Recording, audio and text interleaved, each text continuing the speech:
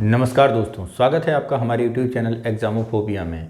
मैं धर्मेंद्र। जैसा कि आप लोग जानते हैं कि हमारे चैनल के माध्यम से हम लोग आपके लिए विभिन्न संस्थानों के मॉडल टेस्ट पेपर लेके आए हैं। तो इन टेस्ट पेपरों में अब तक हम लोग UPPCS के विभिन्न संस्थानों के पेपर सॉल्व किए हैं। आज हम लोग डिस्कस करेंगे GS वर्ल्ड का पेपर संख्या फर्स्ट, जो कि मित्रों हमारे प्राचीन भारतीय इतिहास पर बेस्ड है। तो ज़्यादा देर न करते हुए हम लोग स्टार्ट करते हैं। GS वर्ल्ड का पेपर संख्या 1 और इसके भी सारे पेपर आपको हमारे चैनल के माध्यम से ही प्राप्त होंगे। तो आप हमारे चैनल को लाइक किए, सब्सक्राइब करिए और हमारे चैनल से जुड़े रहिए, ठीक है। और इसके साथ साथ आप कमेंट बॉक्स में कमेंट ज़रूर कीजिए, जिससे हम अपने आप को और सुधार सकें और आपके अनुकूल और अधिक सुगम और सरल तरीके से पाठ्यक्रम को प्रस्तुत कर सकें। ओके मित्रों, ठीक है।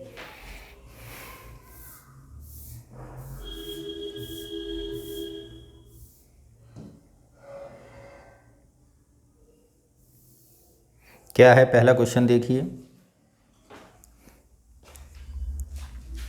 सूची 1 और सूची 2 को मिलान करना है। बताना है कि इनमें से कौन सा उत्तर सही होगा। सूची 1 की तरफ आप देखेंगे तो कुछ पुस्तकें दी गई हैं, जबकि सूची 2 में उनके राइटर्स को दिया गया है। तो यदि हम बात करते हैं अर्थशास्त्र की, तो अर्थशास्त्र के जो राइटर हैं मित्रों, जैसा कि आप लोग जानते हैं, विष्णु गुप्त हैं। यानी ए का जो होगा वो पहला होगा। और इन्हीं विष्णु गुप्त का एक और नाम है, जिसे आप लोग किस नाम से जानते हैं? चाणक्य के नाम से जानते हैं। किससे जानते हैं? चाणक्य के नाम से जानते हैं। इसके बाद चचनामा को चलते हैं, जिसके राइटर कौन हैं? अली अहमद हैं। अष्टाध्यायी के राइटर अगर हम बात करें तो पढ़नी है। और उसके बाद अष्टाध्यायी पर ही एक पुस्तक और लिखी है, जिसका नाम है क्या?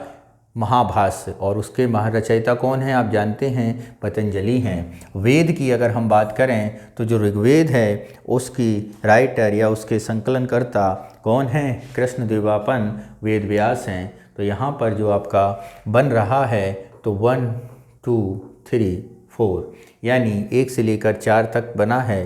तो 1 2 3 4 किस ऑप्शन में दिखेगा आपको? तो 1 2 3 4 आपको सी ऑप्शन में दिखेगा। तो आपका यहाँ पर आंसर क्या होगा मित्रों? यहाँ पर आपका आंसर होगा ऑप्शन सी।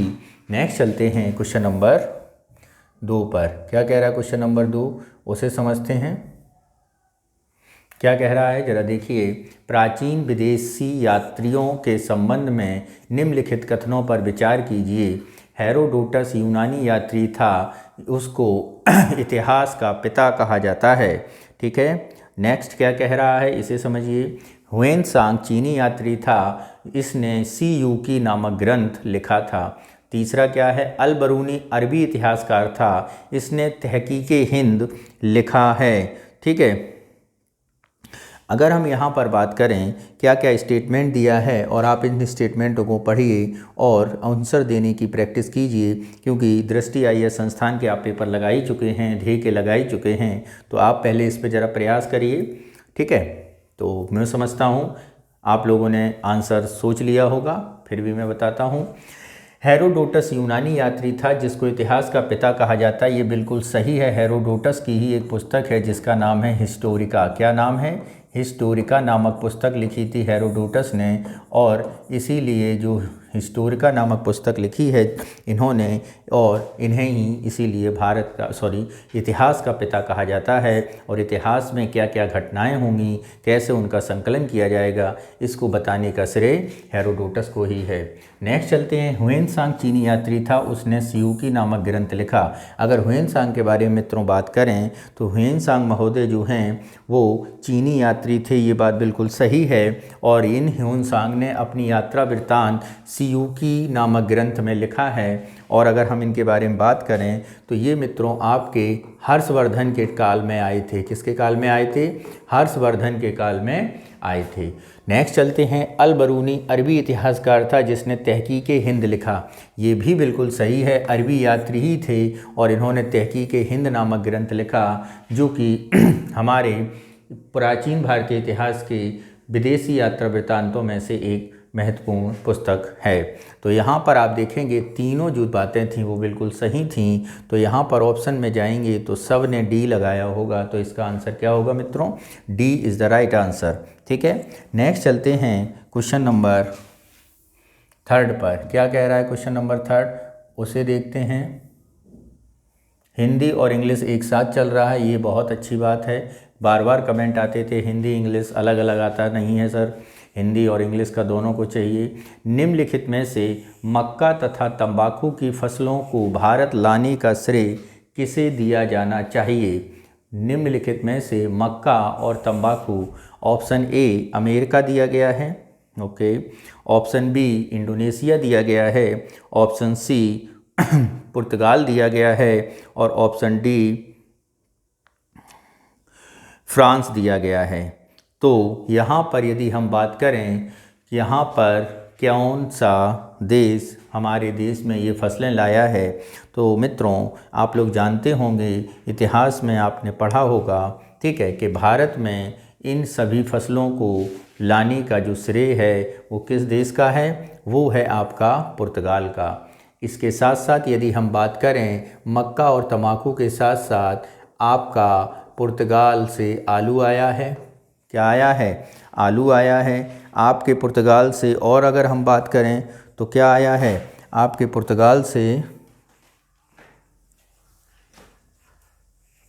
आपके पुर्तगाल से इसके अलावा आपके अनानास आया है। क्या आया है? अनानास आया है मित्रों।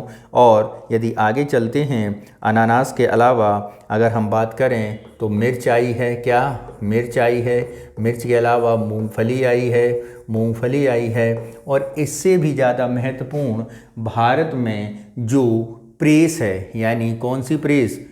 आयरन नहीं जिससे आप लोग कपड़ों पे करते हैं, प्रिंटिंग प्रेस। क्या है मित्रों?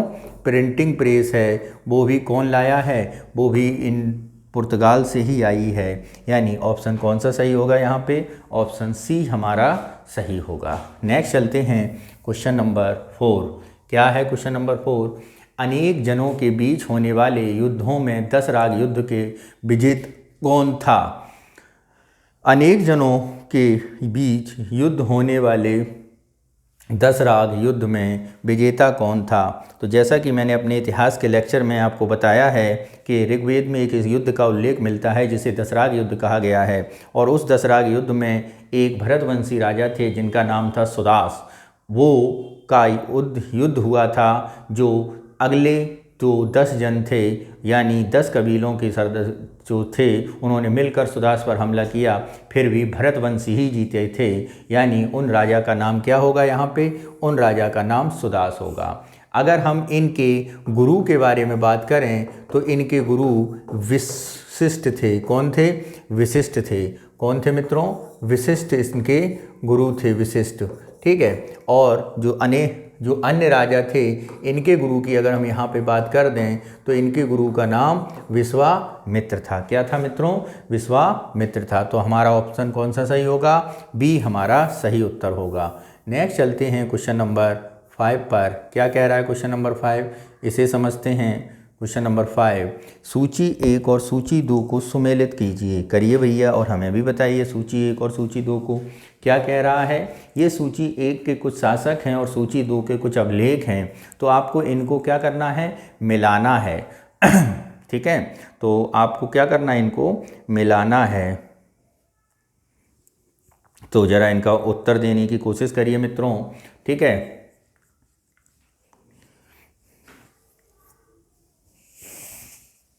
ठीक।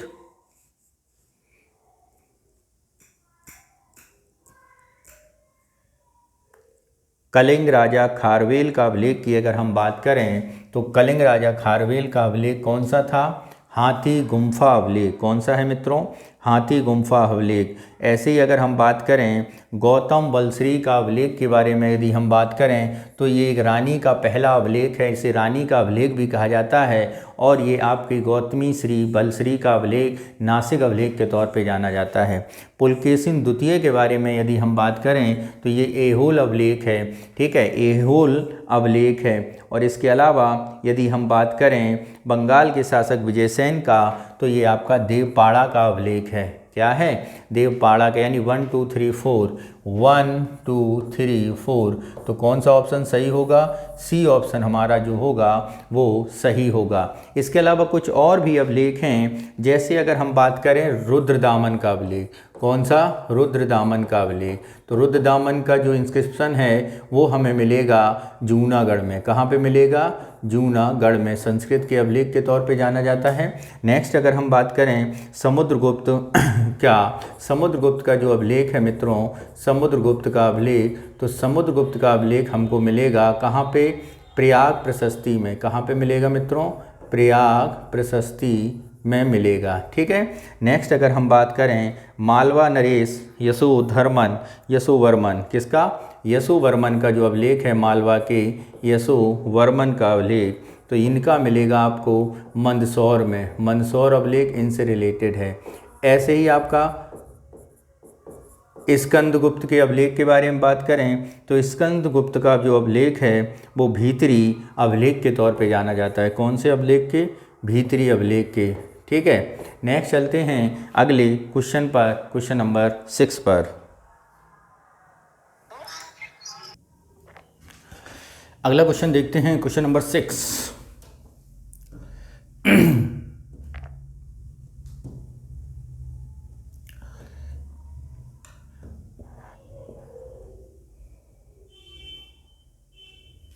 क्या है, ऐतिहासिक कालखंड के संबंध में निम्नलिखित कथनों पर विचार कीजिए। जिस काल में मनुष्य ने घटनाओं को कोई लिखित विवरण उद्धृत नहीं है उसे प्राग ऐतिहासिक काल कहते हैं। ये बात बिल्कुल सही है, कल ही आप लोगों को ये बताया गया है मेरे द्वारा। ठीक है। दूसरा, मानव विकास के उस काल को जो इतिहास कहा जाता है उसका विवरण लिखित रूप उपलब्ध है। ओके। आदि ऐतिहासिक काल उस काल को कहते हैं जिस काल में लेखन कला के प्रचलन के बाद उपलब्ध लेख पढ़े नहीं जा सके।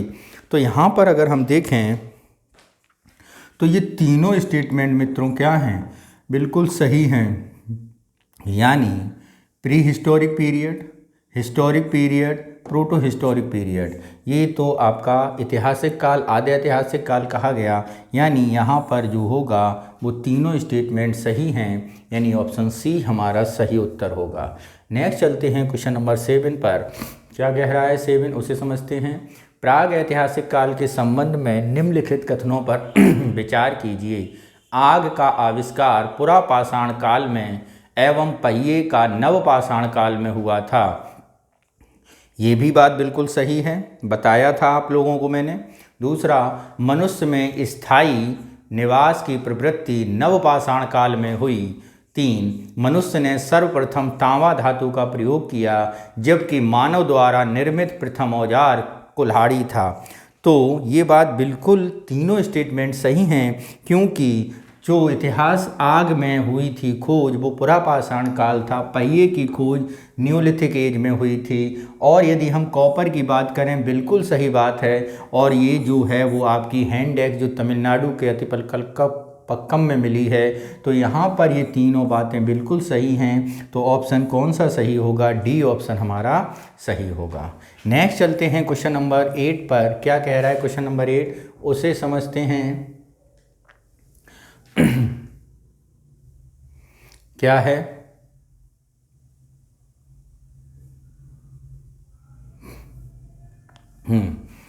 भारत का सबसे प्राचीन नगर मोहनजोदड़ो था। निम्नलिखित में से किस भाषा में इसका अर्थ मृतकों का टीला होता है।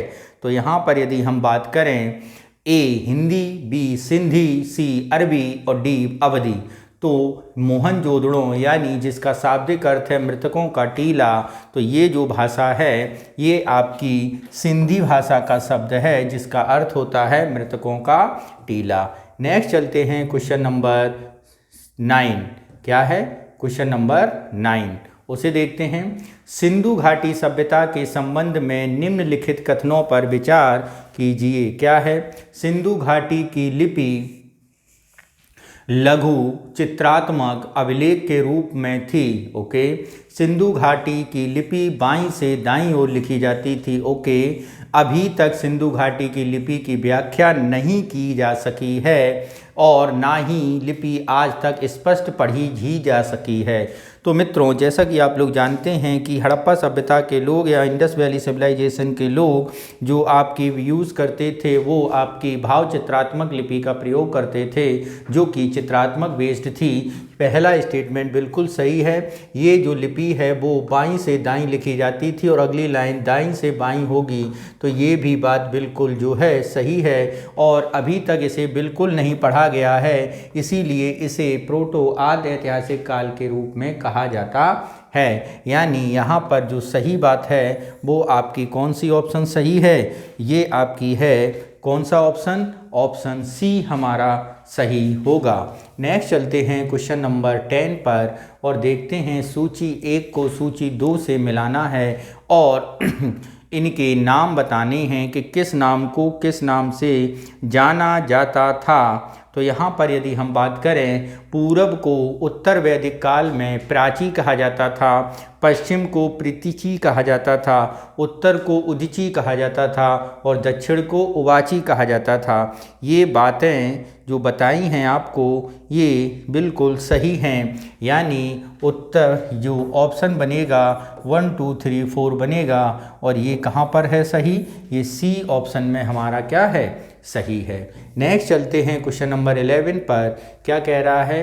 विच ऑफ द फॉलोइंग निम्नलिखित में से किस पुरुषार्थ को महाभारत में परम धर्म कहा गया है? किस पुरुषार्थ को महाभारत में परम धर्म कहा गया है? धर्म, काम, अर्थ और मोक्ष।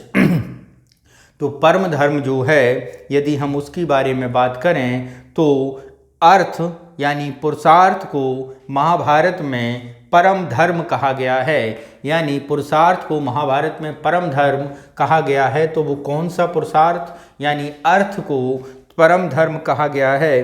पुरुषार्थ जो से तात्पर्य की बारे में यदि हम बात करें तो मानव के लक्ष्य या उद्देश्य से है।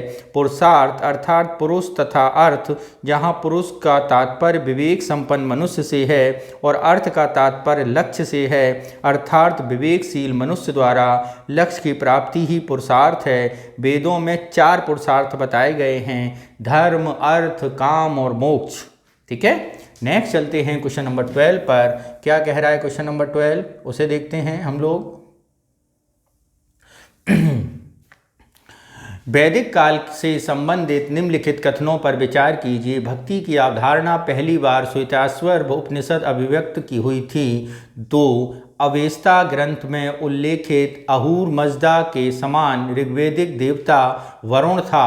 3 यजुर्वेद गद्य में पद्य दोनों में लिखा गया है।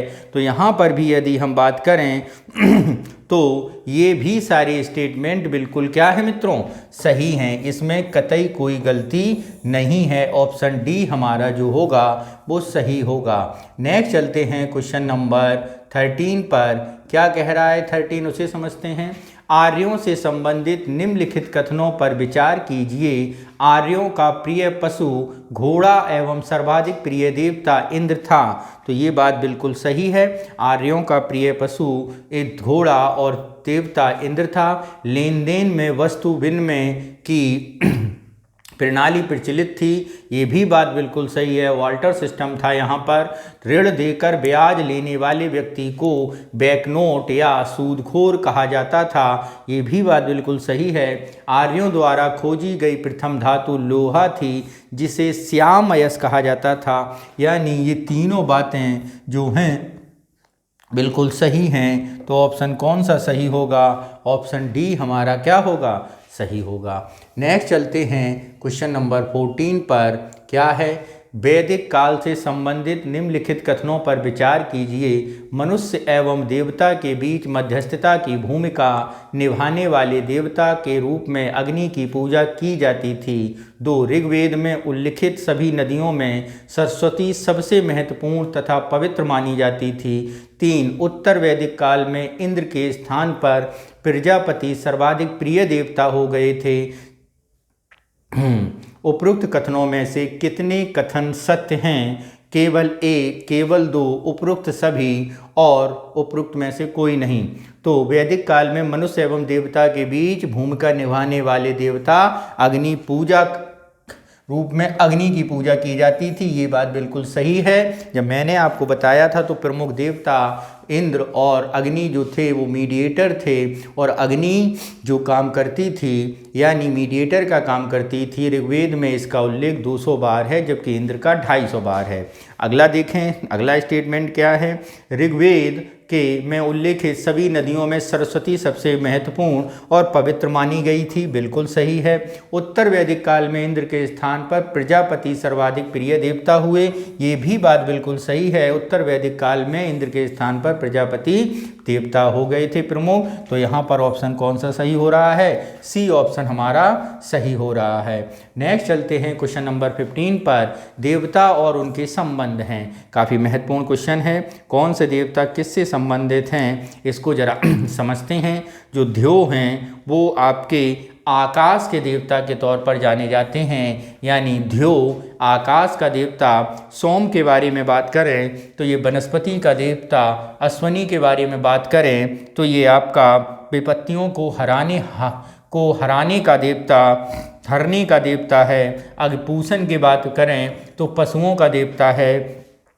ये बात बिल्कुल सही है। इसके अलावा इसको मैचिंग कर देते हैं तो 1 2 3 4। तो यहाँ पर देखें 1 2 3 4, 1 2 3 4 ऑप्शन सी हमारा जो होगा वो सही होगा। यहाँ पर अगर अन्य देवता के बारे में बात करें मित्रों, तो जो इंद्र देवता हैं वो किसके हैं? युद्ध और वर्षा का है। इंद्र क्या है? युद्ध और वर्षा का देवता है। दूसरे अगर हम बात करें यहाँ पर अग्नि की अगर हम यहाँ बात करें तो अग्नि जो हैं मनुष्यों के बीच मीडिएटर का काम करते हैं, मध्यस्थ का काम करते हैं। ऐसे ही अगर हम मारुत के बारे में बात करें, मारुत किसके? मारुत, तो ये आंधी और तूफान के देवता हैं, आंधी और तूफान के देवता हैं। ऐसे ही अगर हम वरुण के बारे में बात करें तो वरुण जो हैं समुद्र एवं ऋतु परिवर्तन के देवता हैं। वरुण किसके देवता हैं? समुद्र और ऋतु परिवर्तन के देवता कौन हैं? आपके वरुण देवता हैं। ठीक है। नेक्स्ट चलते हैं क्वेश्चन नंबर 16 पर। क्या कह रहा है इसे समझते हैं। उत्तर वैदिक काल से संबंधित निम्नलिखित कथनों पर विचार कीजिए। उत्तर वैदिक काल में राजा के राज्याभिषेक के समय राजसूय यज्ञ का अनुष्ठान किया जाता था। उत्तर वैदिक काल में वर्ण का आधार व्यवसाय की बजाय जन्म से निर्धारित होने लगा था। 3 उत्तर वैदिक काल में हल को सिरा और हल रेखा को सीता कहा जाता था। उत्तर वैदिक काल में निष्क और शतमान मुद्रा की इकाइयाँ थीं। तो यहाँ पर यदि हम बात करें कौन सा ऑप्शन सही होगा, तो उत्तर वैदिक काल में राजा का अभिषेक से समय राजसूय यज्ञ का अनुष्ठान बिल्कुल सही है। यजुर्वेद में इसका उल्लेख मिलता है। उत्तर वैदिक काल में वर्ण के आधार पर व्यवसाय जन्म पर से निर्धारित हो गया था, बिल्कुल सही है। अब वर्ण के आधार जो जन्म पर हो गया था। उत्तर वैदिक काल में हल को सिरा और हल रेखा को सीता कहा जाता था, ये भी बात बिल्कुल सही है। और उत्तर वैदिक काल में निष्क और शतमान मुद्रा की इकाइयाँ हो गई थीं, ये भी बात बिल्कुल क्या है? सही है। यानी ऑप्शन कौन सा सही होगा? ऑप्शन डी हमारा जो है वो सही होगा, यानी डी ऑप्शन हमारा सही होगा। नेक्स्ट चलते हैं क्वेश्चन नंबर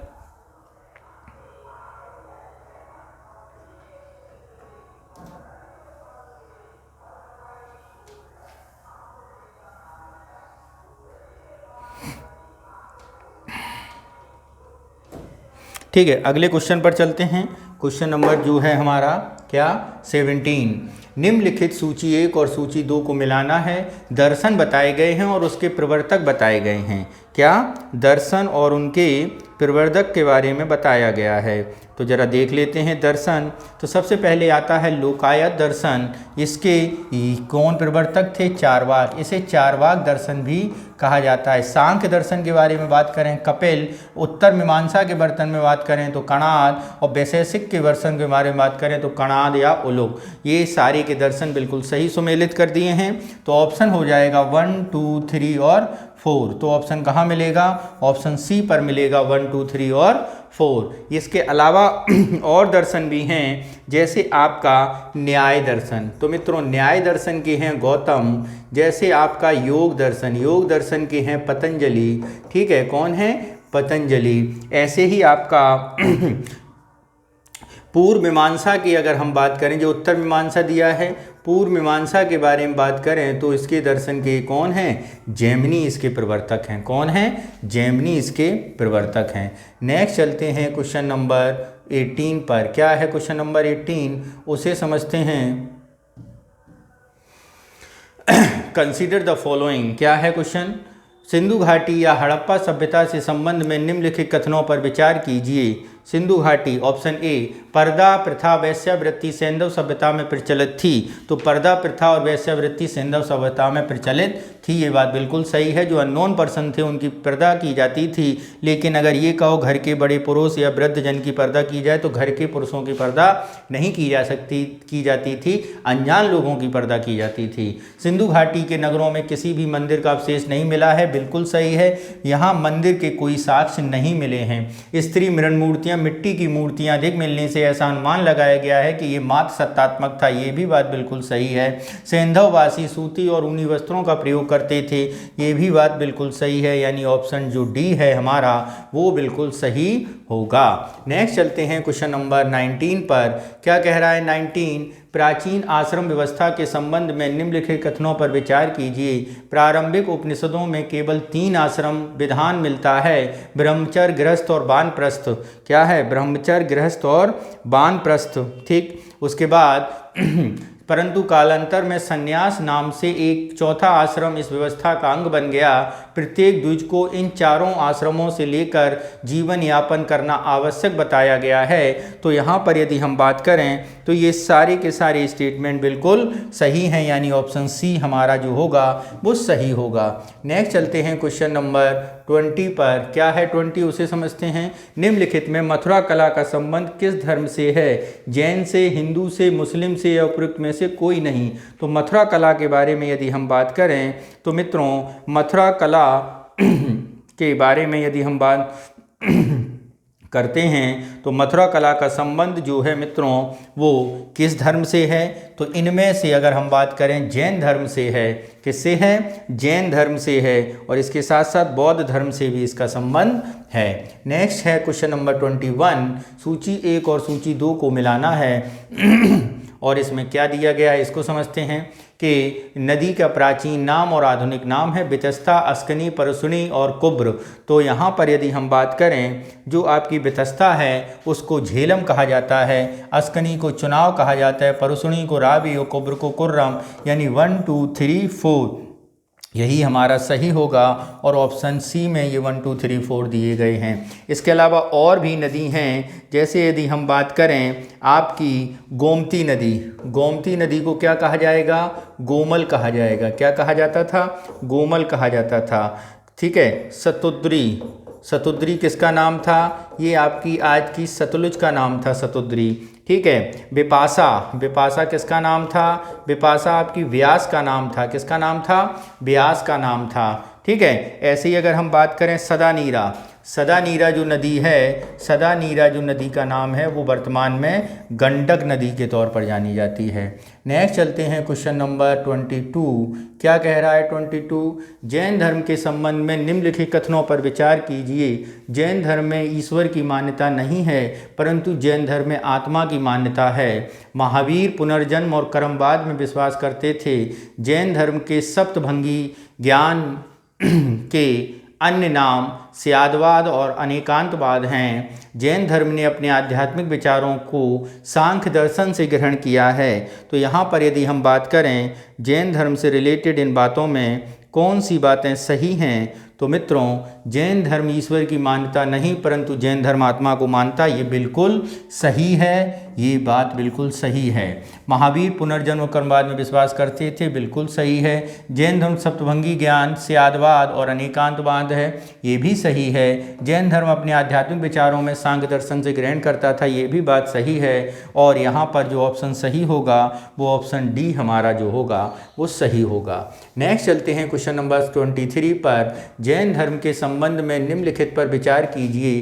खजुराहो में जैन मंदिरों का निर्माण चंदेल शासकों ने कराया था। दूसरा, मौर्योत्तर युग में मथुरा जैन धर्म का प्रसिद्ध केंद्र था। जैन तीर्थंकर जीवनी भद्रबाहु द्वारा कल्पसूत्र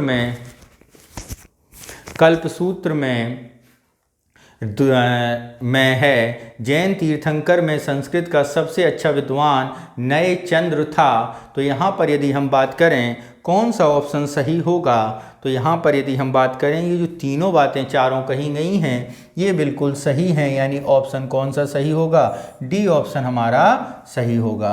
नेक्स्ट चलते हैं क्वेश्चन नंबर 24 पर। क्या कह रहा है 24, उसे समझते हैं।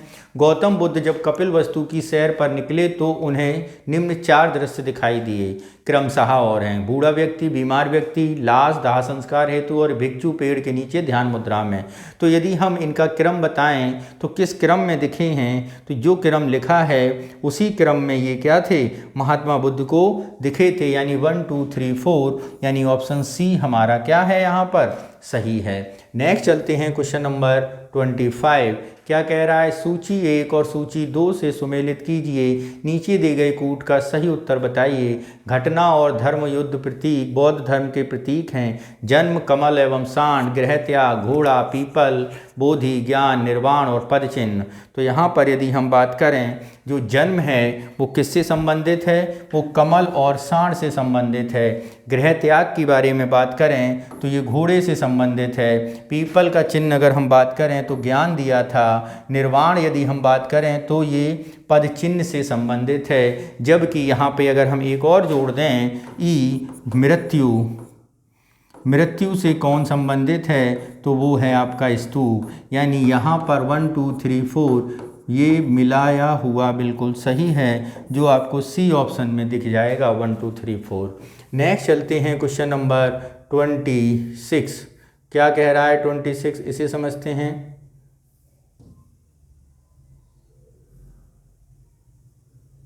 बौद्ध धर्म के बुद्ध के सांसारिक दुखों के संबंध में 4 आर्य सत्य का उपदेश दिया।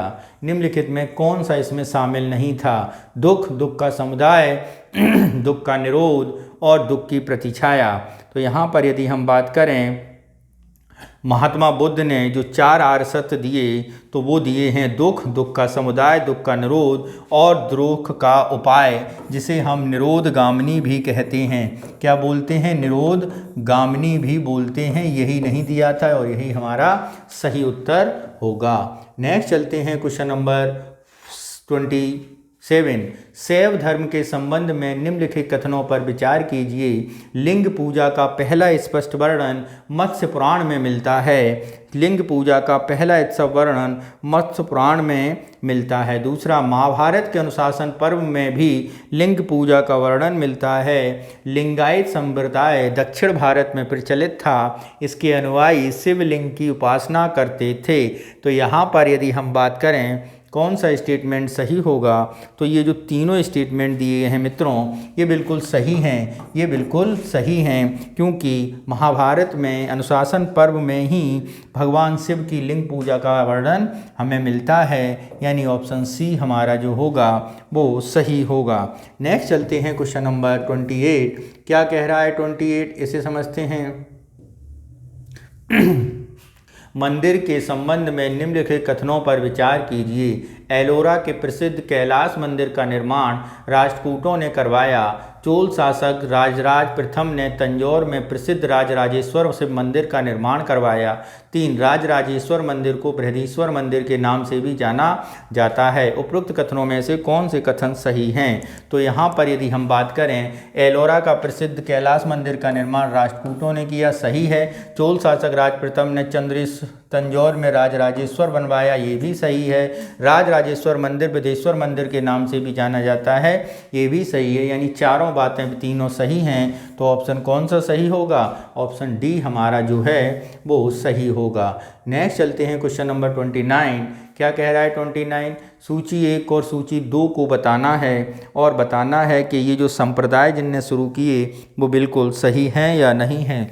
तो वैष्णव संप्रदाय के बारे में यदि हम बात करें तो ये रामानुज द्वारा शुरू किया गया था। ब्रह्मंदराय संप्रदाय आनंद तीर्थ द्वारा, रुद्र संप्रदाय वल्लभाचार्य द्वारा, सनक संप्रदाय निम्बार्क द्वारा, यानी ये तीनों बिल्कुल सही हैं और सी ऑप्शन हमारा जो है वो सही होगा। नेक्स्ट चलते हैं क्वेश्चन नंबर 30 पर। क्या कह रहा है 30 पर, इसे समझते हैं।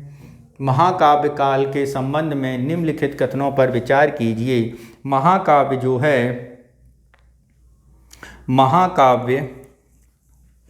महाकाव्य काल के मुख्य रूप से राजतंत्र का बोलबाला था। ये बात बिल्कुल क्या है? सही है, बोलबाला तो था। दूसरा, इस महाभारत में 5 गणतंत्रात्मक राज्यों का उल्लेख मिलता है। तो महाभारत में 5 गणतंत्रात्मक राज्य का उल्लेख मिलता है, जिसे अगर हम बात करें तो अंधक, वशनी, यादव और कुकुर तथा भोज थे। इन पांचों को संघ था, जिनके अध्यक्ष कौन थे?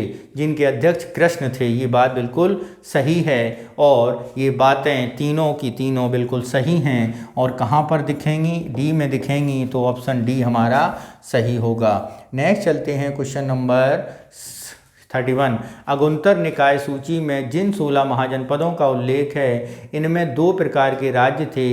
इस संबंध में निम्नलिखित कथनों पर विचार कीजिए। राजतंत्र, इनमें राज्य का अध्यक्ष राजा होता था। गणतंत्र, ऐसे राज्यों का शासन राजा द्वारा न होकर गण अथवा संघ के द्वारा होता था। उपरोक्त कथनों में से कौन से कथन सही हैं? केवल 1, केवल 2, उपरोक्त में से दोनों।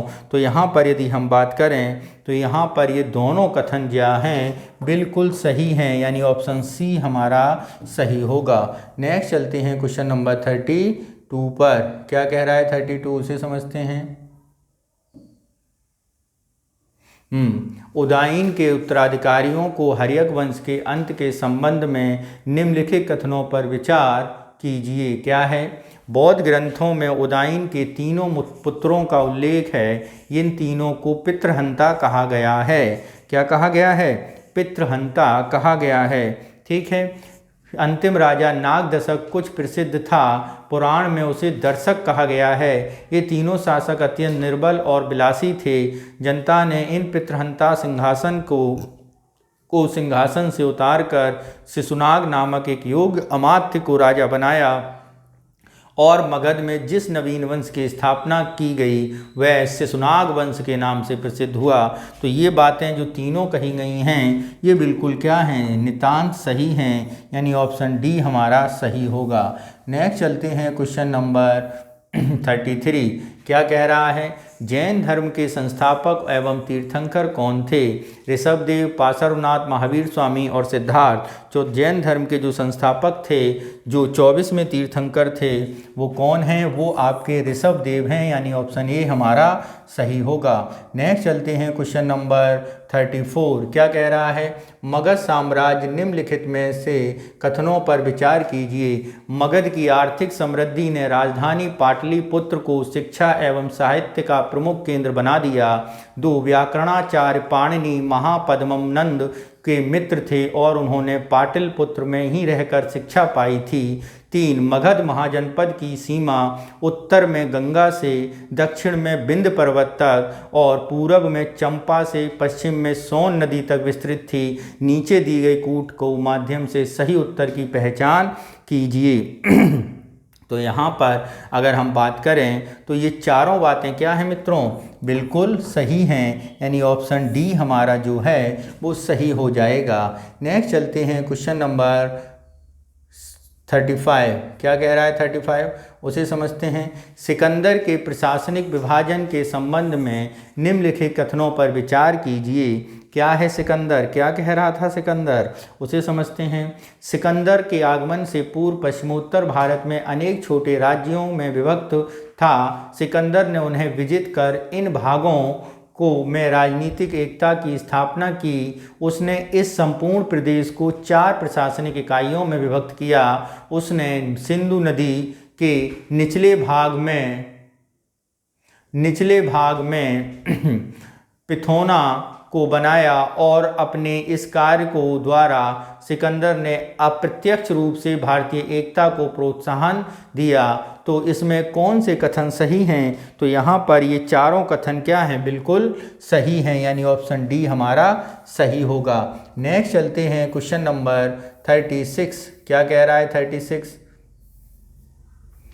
किस मुस्लिम शासक ने सिक्कों पर देवी लक्ष्मी की आकृति बनाई? Option A Mohammad Ghori, B Ashok, C Mahapadma Nand और डी सिकंदर। तो यहाँ पर यदि हम बात करें, मोहम्मद गौरी ने देवी लक्ष्मी की आकृति अपने सिक्कों पर बनाई थी जब उसने तराइन के द्वितीय युद्ध में पृथ्वीराज चौहान को हरा दिया था, तब उसने ऐसा काम किया था। नेक्स्ट चलते हैं क्वेश्चन नंबर 37 पर। क्या है 37? उसे समझते हैं। मौर्य काल में शिक्षा ग्रहण करने का सर्वाधिक प्रसिद्ध केंद्र कौन था? तो मौर्य काल में यदि हम बात करें शिक्षा ग्रहण करने का सबसे प्रसिद्ध केंद्र तक्षशिला, उज्जैन, नालंदा या वल्लभी, तो सबसे प्राचीन विद्यालय तक्षशिला था। यही हमारा मौर्य काल में शिक्षा का केंद्र था। नेक्स्ट है लोथल नामक प्रसिद्ध स्थल कहाँ पर स्थित है? तो लोथल ऑप्शन ए गुजरात, पाकिस्तान, हरियाणा या राजस्थान। तो मित्रों आप जानते हैं हड़प्पा सभ्यता का स्थल है और जो हड़प्पा सभ्यता की दूसरी राजधानी के तौर पे भी जाना जाता था और पत्तन भी था। और ये जो होगा वो कहाँ पे होगा? गुजरात में होगा, भोगबा नदी के किनारे। नेक्स्ट चलते हैं क्वेश्चन नंबर 39 पर। क्या है 39? उसे समझते हैं। निम्नलिखित कथन ए और बी को पढ़कर नीचे दिए गए कूट के माध्यम से सही उत्तर का चयन करें। विश्व के सभी भागों में ईस्वी पूर्व 6ठी शताब्दी एक महान धार्मिक उथल पुथल का काल था। इस दौरान बौद्धिक धर्म, वैदिक धर्म बहुत जटिल हो चुका था। कौन से कथन यहाँ पर सही हैं? तो यहाँ पर यदि हम बात करें कथनों के बारे में मित्रों, तो ये दोनों कथन क्या हैं? बिल्कुल सही हैं, यानी ए और बी दोनों सही, यानी बी ऑप्शन हमारा सही हो जाएगा। नेक्स्ट चलते हैं क्वेश्चन नंबर 40 पर। क्या कह रहा है 40? उसे समझते हैं। निम्नलिखित स्थानों में से प्रसिद्ध गंगा अवतरण का दृश्य कहाँ चित्रित है? मदुरई, मामल्लपुरम, ऐहोल और कांचीपुरम। तो ये जो मित्रों प्रस्तुत था तो ये था आपका मामल्लपुरम में गंगा अवतरण के बारे में पता चलता है, जो मद्रास के 48 किलोमीटर समुद्र तट पर स्थित है। ठीक है। नेक्स्ट चलते हैं क्वेश्चन नंबर 41। क्या कह रहा है क्वेश्चन नंबर 41? निम्नलिखित में से द्वितीय राजतरंगिणी के रचनाकार कौन थे? ऑप्शन ए जोनराज, पतंजलि, कल्हण और जयदेव। तो द्वितीय राजतरंगिणी जो थी वो जोनराज थे, जिन्होंने 15वीं सदी में कश्मीर के इतिहास और के बारे में लिखा। ये संस्कृत के कवि थे। इन्होंने द्वितीय राजतरंगिणी नामक ग्रंथ लिखा जिसमें उन्होंने कल्हड़ की राजतरंगिणी का सन 1149 तक का वृत्तांत जारी रखते हुए हमें समकालीन सुल्तानों जैनुल अबादीन के बारे में बात की, यानी ऑप्शन ए हमारा क्या होगा? सही होगा। नेक्स्ट चलते हैं क्वेश्चन नंबर 42। क्या कह रहा है? ये कुछ शिलालेख हैं और उसके बाद उनके स्थान हैं। तो ऑप्शन है पहला गिरनार शिलालेख, जो आपके कहाँ पर मिला है? गुजरात में मिला है। धौली शिलालेख जो आपकी पूरी उड़ीसा में मिला है। एरिगोनी शिलालेख जो आपका आंध्र प्रदेश में मिला है। कालसी शिलालेख उत्तराखंड में मिला है, यानी 1 2 3 4। तो 1 2 3 4 ऑप्शन डी में उपलब्ध हैं। इसके अलावा यदि हम बात करें सहवाजगढ़ी जो है वो पाकिस्तान में मिला है। मानसहिरा पेशावर में, सोपरा महाराष्ट्र में मिला है। ठीक है। नेक्स्ट चलते हैं क्वेश्चन नंबर 43। क्या कह रहा है 43? इसे समझते हैं। युद्ध का प्रारंभ मनुष्यों के मस्तिष्क में होता है, किस ग्रंथ में ये लिखा है? तो युद्ध का प्रारंभ मनुष्य के मस्तिष्क में होता है, ये जानकारी हमें अथर्ववेद, ऋग्वेद, सामवेद या मुंडक उपनिषद में मिलती है। तो ये हमें मिलती है आपकी अथर्ववेद में। नेक्स्ट चलते हैं क्वेश्चन नंबर 44। मौर्य दरबार में मिस्र के राजा टॉलमी फिलाडेल्फस का दूत कौन था? तो टॉलमी फिलाडेल्फस के दूत के बारे में यदि हम बात करें तो वो थे आपके डायोनीसियस। कौन है? ऑप्शन ए हमारा सही होगा। नेक्स्ट चलते हैं क्वेश्चन नंबर 45। जनपद स्तर पर मौर्य अधिकारियों का सही अवरोही क्रम क्या था? जनपद स्तर पर मौर्य अधिकारियों का अवरोही क्रम प्रादेशिक, प्रदेश का, उसके बाद राज्य, उसके बाद युक्त, यानी ऑप्शन डी हमारा जो है वो सही होगा। नेक्स्ट चलते हैं क्वेश्चन नंबर 46। क्या कह रहा है क्वेश्चन 46? इसे देखते हैं। कालीबंगा नामक प्राचीन भारतीय स्थल के संबंध में निम्नलिखित कथनों पर विचार कीजिए। कालीबंगा का अर्थ है काले रंग की चूड़ियाँ। राजस्थान के गंगानगर जिले में स्थित इस नगर खोज सन 1953 में अमलानंद घोष ने की थी। यहाँ से एक युगल समाधान भी प्राप्त हुआ है। तो यहाँ पर जो बात करें, ये चारों बातें बिल्कुल क्या हैं? सही हैं, यानी ऑप्शन डी हमारा सही होगा। नेक्स्ट चलते हैं क्वेश्चन नंबर 47 पर। क्या कह रहा है? सूची 1 और सूची 2 को मिलाना है। प्राचीन सभा एवं समिति, नीवी, निष्क और करकरी। सभा एवं समिति एक राजनीतिक संस्था थी, ये बात ऋग्वेद में है, ठीक है, सही है। निवि आर्यों का एक वस्त्र है। निष्क गले में पहने जाने आभूषण। कंकड़ी एक वाद्य यंत्र। तो 1 2 3 4 ही है, तो 1 2 3 4 ऑप्शन सी हमारा जो होगा वो सही होगा। ठीक है। नेक्स्ट चलते हैं क्वेश्चन नंबर 48 पर। क्या कह रहा है 48? उसे समझते हैं। निम्नलिखित प्राचीन महाजनपदों के संबंधित तथ्यों में से कौन सा कथन असत्य है? अवंती, पश्चिमी भारत में अवंती जनपद प्रमुख था। आधुनिक मालव में मध्य प्रदेश के भागों में मिलकर यह जनपद बना दिया। वैशाली लिच्छवियों की राजधानी थी। इस समय यह उत्तर प्रदेश के कुशीनगर जिले में स्थित है। सूरसेन आधुनिक ब्रजमंडल के क्षेत्र में यह महाजनपद स्थित था। इसकी राजधानी मथुरा थी। तो यहाँ पर यदि हम बात करें कौन सा कथन असत्य है, तो वैशाली लिच्छवियों की राजधानी था। इस समय उत्तर प्रदेश के कुशीनगर जिले में है। तो यह जो अगर हम बात करें, लिच्छवियों की राजधानी वैशाली थी, जिसकी पहचान आधुनिक बसाड़ नामक स्थान पर हुई है। इस समय जो ये है आपका बिहार के मुजफ्फरनगर में है, पुर में है, यानी ऑप्शन बी हमारा गलत है। बाकी सारे के सारे सही होंगे। नेक्स्ट चलते हैं क्वेश्चन नंबर 49। क्या कह रहा है? गुप्त काल के संबंध में निम्नलिखित कथनों पर विचार कीजिए। क्या है गुप्त काल के संबंध में कथन? उसे देखते हैं। गुप्त काल के साहित्य, विज्ञान और कला प्रगति के कारण क्लासिक युग कहा जाता है, यानी इसे क्या कहा जाता है? Golden era of ancient India. ये बात बिल्कुल सही है। गुप्त काल में आर्यभट्ट और बारहवीर कर्तज्ञ और ज्योतिषाचार्य थे। ये दोनों बातें भी बिल्कुल क्या हैं? सही हैं, यानी ऑप्शन जो होगा वो सी हमारा सही होगा। नेक्स्ट चलते हैं क्वेश्चन नंबर 50 पर। क्या कह रहा है? निम्नलिखित में चोल प्रशासन की विशेषता क्या थी? शक्तिशाली मंत्रिपरिषद, शक्तिशाली राजा, वित्तीय शासन का विकेंद्रीकरण या स्वशासी ग्राम प्रशासन।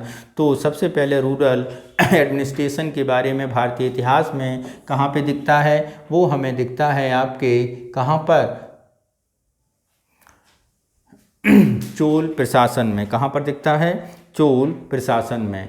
नेक्स्ट चलते हैं, हमारा अगला क्वेश्चन है क्वेश्चन नंबर 51 पर।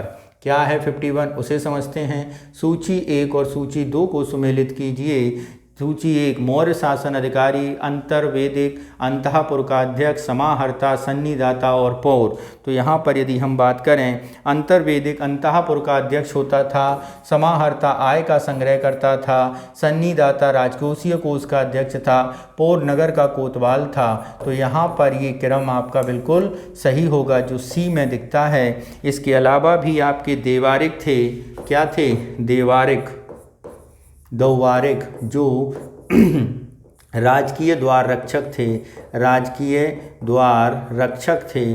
ठीक है। ऐसे ही आपके अगर हम बात करें, अनंतपाल, क्या नाम है?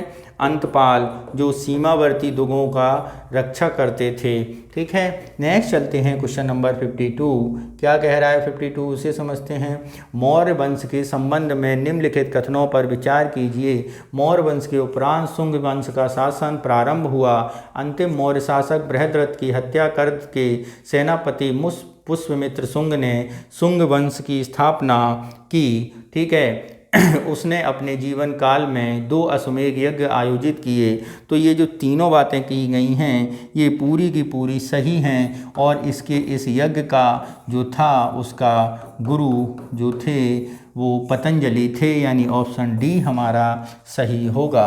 नेक्स्ट चलते हैं क्वेश्चन नंबर 53 पर। क्या है 53? सिंधु घाटी सभ्यता के सबसे बड़ी मोहनजोदड़ो का महाजल कुंड, मोहनजोदड़ो का अन्नागार, स्नानागार या लोथल। तो सबसे बड़ी बिल्डिंग के बारे में जो बात की गई है, तो ये मैंने आपको बताया था, सबसे बड़ी जो बिल्डिंग है वो मोहनजोदड़ो का अन्नागार है। क्या है? मोहनजोदड़ो का अन्नागार। नेक्स्ट चलते हैं क्वेश्चन नंबर 54। क्या है? राजा की उत्पत्ति के विषय में प्रथम उल्लेख ग्रंथ में, कौटिल्य के अर्थशास्त्र में, शतपथ, ऐतरेय और तैतरेय ब्राह्मण में। तो राजा का उल्लेख सबसे पहले राजा की उत्पत्ति के विषय में हमें ऐतरेय ब्राह्मण ने बताया है। किसने बताया है? ऐतरेय ब्राह्मण ने। ठीक है। नेक्स्ट है आपका क्वेश्चन नंबर 55। छंदोग्य उपनिषद का संबंध किस वेद संहिता से है? सामवेद, ऋग्वेद, यजुर्वेद, अथर्ववेद। तो छंदोग्य उपनिषद का संबंध अगर हम बात करें तो वो किससे है? वो है आपका सामवेद से। किससे है मित्रों? छंदोग्य उपनिषद जो है वो आपका सामवेद। और इसके अलावा कठोपनिषद का संबंध भी सामवेद से है, जबकि प्रश्नोपनिषद और मुंडकोपनिषद का संबंध अथर्ववेद से है, तथा ऐतरेय उपनिषद का संबंध ऋग्वेद से है। ठीक है, ऐतरेय और कौस्तुकी का ऋग्वेद से।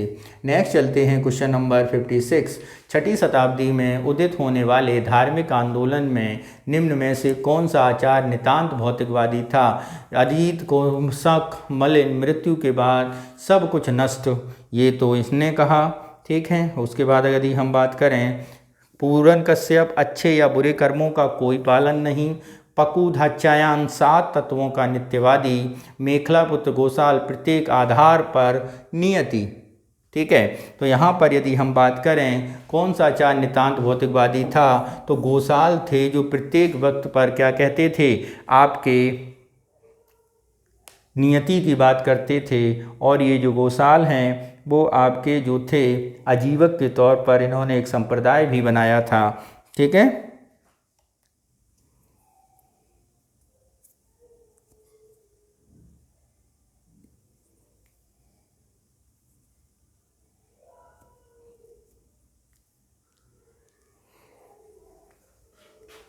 नेक्स्ट चलते हैं क्वेश्चन नंबर 57 पर। सबसे पहले मानव सदृश प्राणी जो प्राक मानव होमोसेपियंस से प्रजातीय रूप से भिन्न था, उसे सामान्यतः किस नाम से जाना जाता है? ऑप्शन ए हेमो रिएक्टस, पैंथियोक्रॉपस या सिंथोरपस। तो वो जाना जाता है हेमो इरेक्टस और पैथोकैन्थ्रस से, यानी ऑप्शन ए और बी दोनों सही हैं और हमारा आंसर डी होगा। आरंभिक मध्य के अत्यंत भूनूतन काल में जब विश्व की अनेक भागों में एक से अधिक विकसित मानव जाति का व्यवहार हुआ, उस समय पिंथेकैंथ्रोपस और हेमेराइक्टस, जिसका अर्थ सीधा चलने वाला कपी के रूप में जाना जाता है। नेक्स्ट चलते हैं क्वेश्चन नंबर 58। क्या कह रहा है 58? इसे समझते हैं। सूची गंगा घाटी स्थल और गणराज्य हैं। कपिलवस्तु किस गणराज्य में थे? शाक्य, वैशाली, लिच्छवी, कुशीनिरा, मल्ल और मिथिला विदेह, यानी 1 2 3 4। ऑप्शन कौन सा सही है? सी ऑप्शन हमारा जो होगा वो सही होगा। नेक्स्ट चलते हैं क्वेश्चन नंबर 59। प्रसिद्ध नैमिषारण तीर्थ के संबंध में निम्नलिखित कथनों पर विचार कीजिए। प्रसिद्ध नैमिषारण तीर्थ उत्तर प्रदेश के सीतापुर जिले में गोमती नदी के तट पर स्थित है। यहाँ पर सोमवती अमावस्या को मेला लगता है। पौराणिक मान्यताओं के अनुसार यहाँ पर 88,000 ऋषियों ने एक साथ तपस्या की थी। तो यहाँ पर यदि हम बात करें, ये तीनों बातें बिल्कुल सही हैं। ठीक है, क्या हैं? सही हैं। सी ऑप्शन हमारा सही होगा। नेक्स्ट चलते हैं क्वेश्चन नंबर 760 पर। चंद्रगुप्त मौर्य के संबंध में निम्नलिखित कथनों पर विचार कीजिए। क्या है? सर्वप्रथम सर विलियम जोन्स ने सेंड्रोकोट्स की पहचान चंद्रगुप्त मौर्य से की थी। ग्रीक और लैटिन लेखों में चंद्रगुप्त को क्रमशः सेंड्रोकोट्स या एंड्रोकोटस के नाम से जाना जाता है। रुद्रदामन के जूनागढ़ अभिलेख में इन्हें चंद्रगुप्त नाम से संबोधित किया गया है। तो ये तीनों बातें मित्रों क्या हैं, बिल्कुल सही हैं, क्योंकि समुद्रगुप्त के बारे में ये सारी बातें बिल्कुल सही हैं और चंद्रगुप्त ने ही सुदर्शन झील बनवाई थी, जिसका रुद्रदामन ने अपने जूनागढ़ अभिलेख में उल्लेख किया है। ठीक है, नेक्स्ट चलते हैं क्वेश्चन नंबर 61 पर। क्या है 61? निम्न प्राचीन करों के संबंध में बताइए। प्राचीन करों में भाग एवं बलि राजस्व के स्रोत थे। कौटिल्य के अर्थशास्त्र के अनुसार भूमि का मालिक राजा हुआ करता था। अर्थशास्त्र में बलि का तात्पर्य उपकर से है। नीचे दिए गए कूट के माध्यम से सही उत्तर का चयन कीजिए। तो ये तीनों बातें जो हैं वो बिल्कुल सही हैं। क्या हैं? सही हैं। ऑप्शन डी हमारा सही होगा। नेक्स्ट चलते हैं क्वेश्चन नंबर 62। अशोक राजस्व के संबंध में निम्नलिखित बताइए। अशोक ने अपनी लुम्बिनी यात्रा में भाग भू राजस्व राशि 1/6 से घटाकर 1/8 कर दी थी। ठीक है, राजकीय भूमि की व्यवस्था करने वाला प्रधान अधिकारी सीताध्यक्ष था। ये दोनों बातें जो हैं मित्रों बिल्कुल सही हैं, यानी ऑप्शन डी हमारा जो होगा वो सही होगा। नेक्स्ट चलते हैं क्वेश्चन नंबर 63 पर। क्या है? अशोक के सारनाथ स्तंभ के संबंध में निम्नलिखित कथनों पर विचार कीजिए। सारनाथ स्तंभ धर्म चक्र प्रवर्तन का निर्माण अशोक ने कराया था। इसको भारत के राष्ट्रीय चिन्ह के रूप में स्वीकार किया गया था। मौर्य युगीन सभी स्तंभ बलुआ पत्थरों से निर्मित हैं। उपरोक्त कथनों में से कौन से कथन सत्य हैं? तो यहाँ पर यदि हम बात करें उपरोक्त कथनों में से कौन से कथन सत्य हैं, तो ये सारे कथन क्या हैं? बिल्कुल सही हैं, यानी ऑप्शन सी हमारा सही होगा। नेक्स्ट चलते हैं क्वेश्चन नंबर 64। प्राचीन शतरंज के संबंध में निम्नलिखित कथनों पर विचार कीजिए। यह उन प्रारंभिक खेलों में से एक है जो चतुरंग नामक युद्ध खेल के रूप में विकसित हुआ है। यह भारतीय काव्य महाभारत के उल्लेख की एक युद्ध व्यू रचना के इसका संस्कृत नाम है। गुप्त काल के दौरान शतरंज का खेल उद्भव भारत में हुआ था। तो यहाँ पर यदि हम बात करें कौन सी बातें सही हैं, तो ये तीनों बातें बिल्कुल सही हैं, यानी सी ऑप्शन हमारा सही होगा। नेक्स्ट चलते हैं क्वेश्चन नंबर 65। सूची 1 और सूची 2 को मिलानी है और ये कुछ पुस्तकें हैं, जैसे पणिनि ने कौन सी पुस्तक लिखी? अष्टाध्यायी, बिल्कुल सही। विशाख दत्त ने मुद्रा राक्षस, बिल्कुल सही। कालिदास ने अभिज्ञान शाकुंतलम, बिल्कुल सही। बाणभट्ट ने कादम्बरी, बिल्कुल सही। तो यहाँ पर 1 2 3 4 सी ऑप्शन में दिख रहे हैं और वहीं पर इन्हें सही कर दिया जाएगा। नेक्स्ट चलते हैं क्वेश्चन नंबर 66। कालिदास के संबंध में निम्नलिखित कथनों पर विचार कीजिए। क्या है विचार? कालिदास के संबंध में संस्कृत भाषा के महान कवि और नाटककार थे। चंद्रगुप्त प्रथम के नवरत्नों में से एक थे। चंद्रगुप्त ने उसको अपना राजदूत बनाकर कुंतल नरेश के दरबार में भेजा था। उनके प्रमुख महाकाव्य में ये बातें आती हैं। तो यहाँ पर कालिदास चंद्रगुप्त प्रथम के नहीं बल्कि चंद्रगुप्त द्वितीय के दरबारी थे, यानी बी ऑप्शन हमारा सही होगा। नेक्स्ट चलते हैं क्वेश्चन नंबर 67। क्या है? मीमांसा दर्शन के संबंध में बात बताइए। पक्ष प्रतिपक्ष को लेकर वेद वाक्यों में वर्णित अर्थ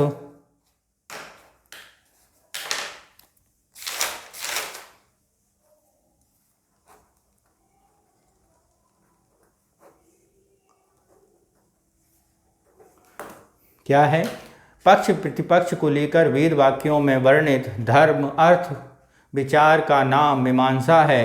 कुमारिल भट्ट मीमांसा दर्शन के प्रमुख आचार्य थे।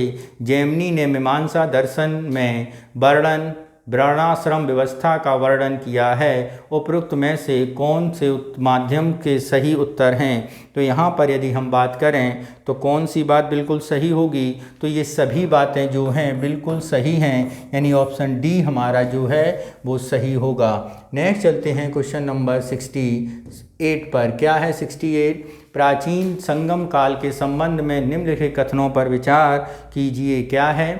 प्राचीन संगम काल जिन ग्रंथों की रचनाएं की गई उन्हें संगम साहित्य कहा गया, बिल्कुल सही है। इनमें चोल पांड्य और कदम्ब चोल चेर पांड्य और कंदम राजवंश का उल्लेख है। ठीक है आगे क्या कह रहा है? इनमें मुख्य रूप से राजाओं की प्रशंसा से संबंधित रचनाओं का सामाजिक जीवन की रचनाओं को पुरम कहा गया है। तो यहाँ पर यदि हम बात करें प्राचीन संगम काल जिन ग्रंथों की संगम साहित्य इसमें चोल चेर पांड्य राजाओं का बारे में जानकारी मिलती है, जबकि कदम के बारे में जानकारी नहीं मिलती, यानी 1 2 3 सही, यानी 2 गलत हैं, 1 सही और 3 सही है। नेक्स्ट चलते हैं क्वेश्चन नंबर 69। क्या कह रहा है 69? चोल वंश के संबंध में असत्य कथन पहचानिए। चोल राज्य मध्यकाल के आरंभ में चोल मंडलम कहलाता था। यह पांड्य राज्य के दक्षिण में स्थित था। करिकाल ने उरेऊर का प्राचीन चोल साम्राज्य की राजधानी बनाया। उरेऊर सूती वस्त्र उद्योग के लिए प्रसिद्ध था। तो चोल वंश के संबंध में ये जो कथन हैं इनके बारे में बताना है कौन सा कथन सही नहीं है। तो यहाँ पर यदि हम बात करें तो चोल जो साम्राज्य है वो मध्यकाल के आरंभ में चोल मंडलम कहलाता था और ये पांड्य राज्य के दक्षिण में नहीं पूर्व में स्थित था। कहाँ पर था? दक्षिण में नहीं, पूर्वोत्तर क्षेत्र में ये स्थित था, यानी यही हमारा सही होगा। नेक्स्ट चलते हैं क्वेश्चन नंबर 70 पर। निम्नलिखित में से चोल साम्राज्य की स्थापना किसने की थी? राजेंद्र प्रथम ने, राजेंद्र द्वितीय ने, विजयालय ने या राजराज ने? तो यहाँ पर यदि बात करें तो इसकी स्थापना किसने की थी? इसकी स्थापना की थी विजयालय ने। नेक्स्ट चलते हैं क्वेश्चन नंबर 71 पर। क्या कह रहा है 71? उसे समझते हैं। कनिष्क के संबंध में निम्नलिखित कथनों पर विचार कीजिए। क्या है विचार? उसे समझिए। कनिष्क के राज्याभिषेक की तिथि 1960 में पुरातत्व विभाग द्वारा आम सहमति से 78 ईस्वी को स्वीकार की गई थी। 79 ईस्वी से शक संवत का प्रारंभ माना गया है। इसकी प्रथम राजधानी पेशावर एवं द्वितीय राजधानी मथुरा थी। नीचे दिए गए कोड के माध्यम से सही उत्तर पहचानिए। यदि हम बात करें सही उत्तर कौन था, तो शक संबंध का प्रारंभ यदि हम बात करें तो ये 79 नहीं 78 है। बाकी ये दोनों सही, पहला दूसरा गलत। तो ऑप्शन कौन सा सही होगा? बी ऑप्शन हमारा सही होगा। नेक्स्ट चलते हैं क्वेश्चन नंबर 72 पर। क्या कह रहा है 72? उसे देखते हैं। निम्नलिखित में से समुद्रगुप्त के संबंध में कौन सा कथन असत्य है? ऑप्शन ए, लंका का राजा मेघवर्मन समुद्रगुप्त का समकालीन था, सही है। मेघवर्मन ने समुद्रगुप्त के पास उपहारों सहित एक दूत दरबार में भेजा, ये भी सही है। मेघवर्मन ने समुद्रगुप्त से अनुरोध किया कि उसे भारत में निर्माण का अनुमति दी जाए, ये भी सही है। मेघवर्मन को बौद्ध विहार निर्माण के अनुरोध को अस्वीकार कर दिया था, ये बात गलत है। उसने ये स्वीकार कर लिए, सारी सही हैं, ये गलत और हमें असत्य ही बताना था। यानी हमारा आंसर कौन सा होगा? हमारा आंसर डी होगा। नेक्स्ट चलते हैं क्वेश्चन नंबर 73 पर। क्या है 73? देखते हैं। निम्नलिखित में से कनिष्क के संबंध में कौन सा कथन असत्य है? कनिष्क को कुशल प्रशासनिक व्यवस्था एवं नेतृत्व के कारण इतिहासकार द्वितीय अशोक कहते हैं। ठीक है। कनिष्क के शासनकाल के दौरान बौद्ध धर्म महायान हीनयान में विभाजित हुआ। कनिष्क का राजकवि अश्वघोष ने बुद्धचरित की रचना की। कनिष्क का राजवैद्य अश्वघोष ने चरक संहिता की रचना की। तो राजवैद्य अश्वघोष नहीं थे, बल्कि इसके राजवैद्य चरक थे। कौन थे? चरक थे। तो ये बात यहाँ पर गलत है, ये चरक थे और ये गलत, यही हमारा आंसर होगा। नेक्स्ट चलते हैं क्वेश्चन नंबर 74 पर। क्या है? गढ़वाल संस्थापक और जोजाक बुक्ति, चंदेल, द्वार होयसल, विष्णुवर्धन, वारंगल, बेत। तो यहाँ पर यदि हम बात करें कौन सी बातें यहाँ पर सही होंगी ये बतानी है हमें।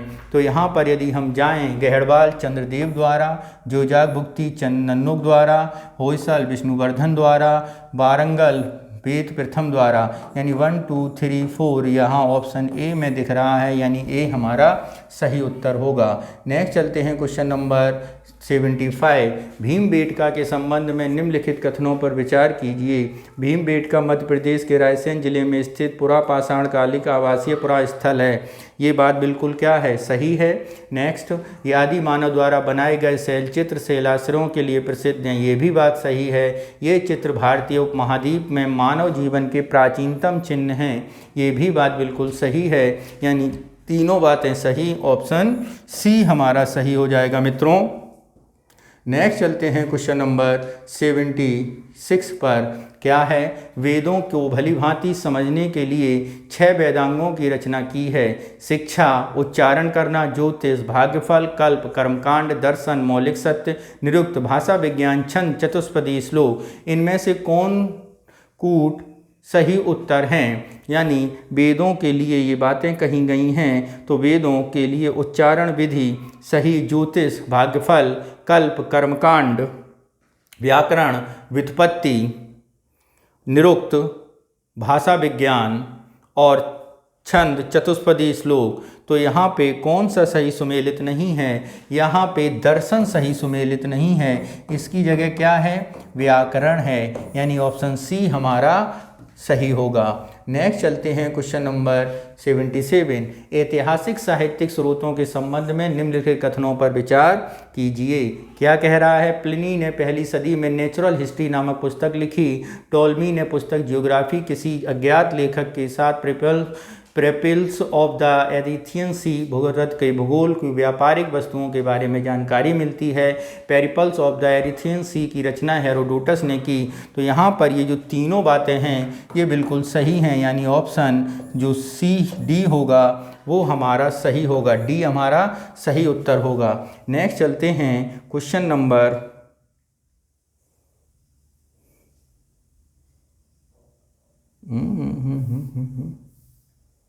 रुको।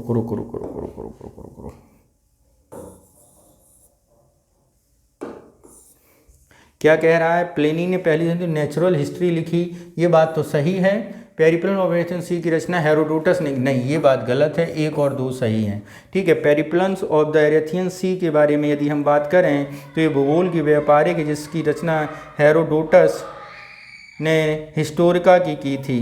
नेक्स्ट चलते हैं क्वेश्चन नंबर 78। क्या कह रहा है, मंदिर हैं और उनकी स्थापना क्षेत्र हैं। नयन कठार मध्य प्रदेश में है। देवगढ़ झांसी का मंदिर है। ठीक है, भीतर गांव कानपुर का मंदिर है। तिगवा जबलपुर का मंदिर है। यानी यहाँ पर ये क्रम सही होगा। 1 2 3 4 बी ऑप्शन हमारा जो है वो सही होगा। नेक्स्ट चलते हैं क्वेश्चन नंबर 79 पर। बाणभट्ट के हर्षचरित के अनुसार हर्ष की मंत्रिपरिषद काफ़ी व्यवस्थित थी। निम्नलिखित में से कौन सा युग्म असत्य है। अवंती युद्ध और शांति का मंत्री, सिंहनाद हर्ष और सेना का सेनापति। ठीक है, कुंतल अश्व सेना का मुख्य अधिकारी।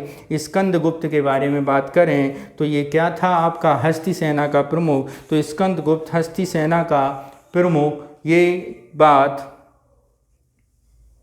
स्कंदगुप्त हस्ती सेना का प्रमुख, अवंती युद्ध और शांति का मंत्री, सिंहनाद हर्ष और सेना का महासेनापति, कुंतल अश्व सेना का मुख्य अधिकारी, स्कंदगुप्त हस्ती सेना का प्रमुख। ये हस्ती सेना का प्रमुख नहीं होता था, यही हमारा असत्य है। नेक्स्ट चलते हैं क्वेश्चन नंबर 80 पर। क्या कह रहा है क्वेश्चन नंबर 80, इसे समझते हैं। भारतीय पुलकेशिन द्वितीय के संबंध में बताइए। पुलकेशिन द्वितीय, ऑप्शन देखिए जरा। पहला नंबर, चालुक्य वंश का सबसे प्रसिद्ध शासक है। उसके विषय में मूल अभिलेख में जानकारी मिलती है। रवि कीर्ति द्वारा लिखित है। उत्तराधिकारी विक्रमादित्य प्रथम चालुक्य वंश के शासक बना था। ये तीनों बातें बिल्कुल सही हैं। यानी ऑप्शन डी हमारा जो है वो सही होगा। नेक्स्ट चलते हैं क्वेश्चन नंबर 81। प्रेम कथा पर आधारित महाकाव्य शिल्पाधिकारम का लेखक इलिंगो आदिगल कारिकल कोवलन। तो यहाँ पर यदि हम बात करें शिल्पाधिकारम प्रेम है और इसके लेखक हैं इलिंगो आदिकल।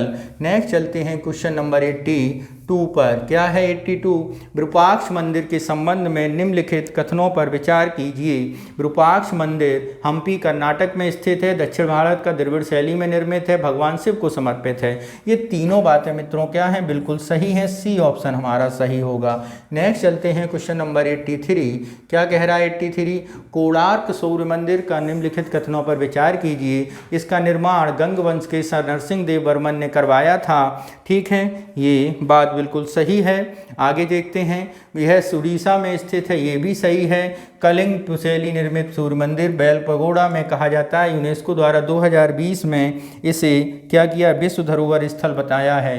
तो यहाँ पर यदि हम बात करें, ये दोनों तो सही हैं, ये 2020 नहीं, ये 1984 है, यानी ऑप्शन बी हमारा सही होगा। क्या होगा? 1984। नेक्स्ट चलते हैं क्वेश्चन नंबर 84। बिंदुसार मौर्य काल के संबंध में निम्नलिखित कथनों पर विचार कीजिए। क्या है बिंदुसार का? बिंदुसार चंद्रगुप्त मौर्य के उत्तराधिकारी था। बिंदुसार को अमित्रघात के नाम से भी जाना जाता है। वायु पुराण में बिंदुसार भद्रसार के तौर पर भी जानते हैं। तो बिंदुसार के संबंध में ये चारों बातें बिल्कुल सही हैं, यानी ऑप्शन डी हमारा सही होगा। नेक्स्ट चलते हैं क्वेश्चन नंबर 85।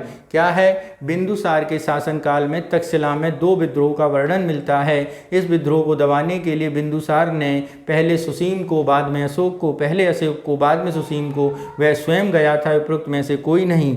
तो यहाँ पर यदि हम बात करें तो यहाँ पर पहले उसने अशोक के बड़े भाई सुसीम को भेजा था, जो कि असफल हुआ, तब अशोक को भेजा गया था, यानी ऑप्शन ए हमारा सही होगा।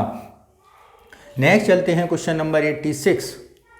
चोल प्रशासन में भाग लेने वाले उच्च पदाधिकारियों और निम्न पदाधिकारियों को क्रमशः क्या कहा जाता है? पेरुंदरम या सेरुंदरम, सेरुंदरम एवं पेरुंदरम, केवल सेरुंदरम, ऐसा कोई प्रमाण नहीं। तो यहाँ पर यदि बात करें तो कौन सा ऑप्शन सही होगा? तो ऑप्शन ए हमारा सही होगा। नेक्स्ट चलते हैं क्वेश्चन नंबर 87 पर। क्या कह रहा है 87? पाल वंश के संबंध में निम्नलिखित कथनों पर विचार कीजिए। इसकी स्थापना गोपाल ने की थी। ये बात बिल्कुल सही है। गोपाल ने बंगाल में अपने को नियंत्रण एकीकृत और यह यहाँ तक कि मगध को भी अपने नियंत्रण में लिया था।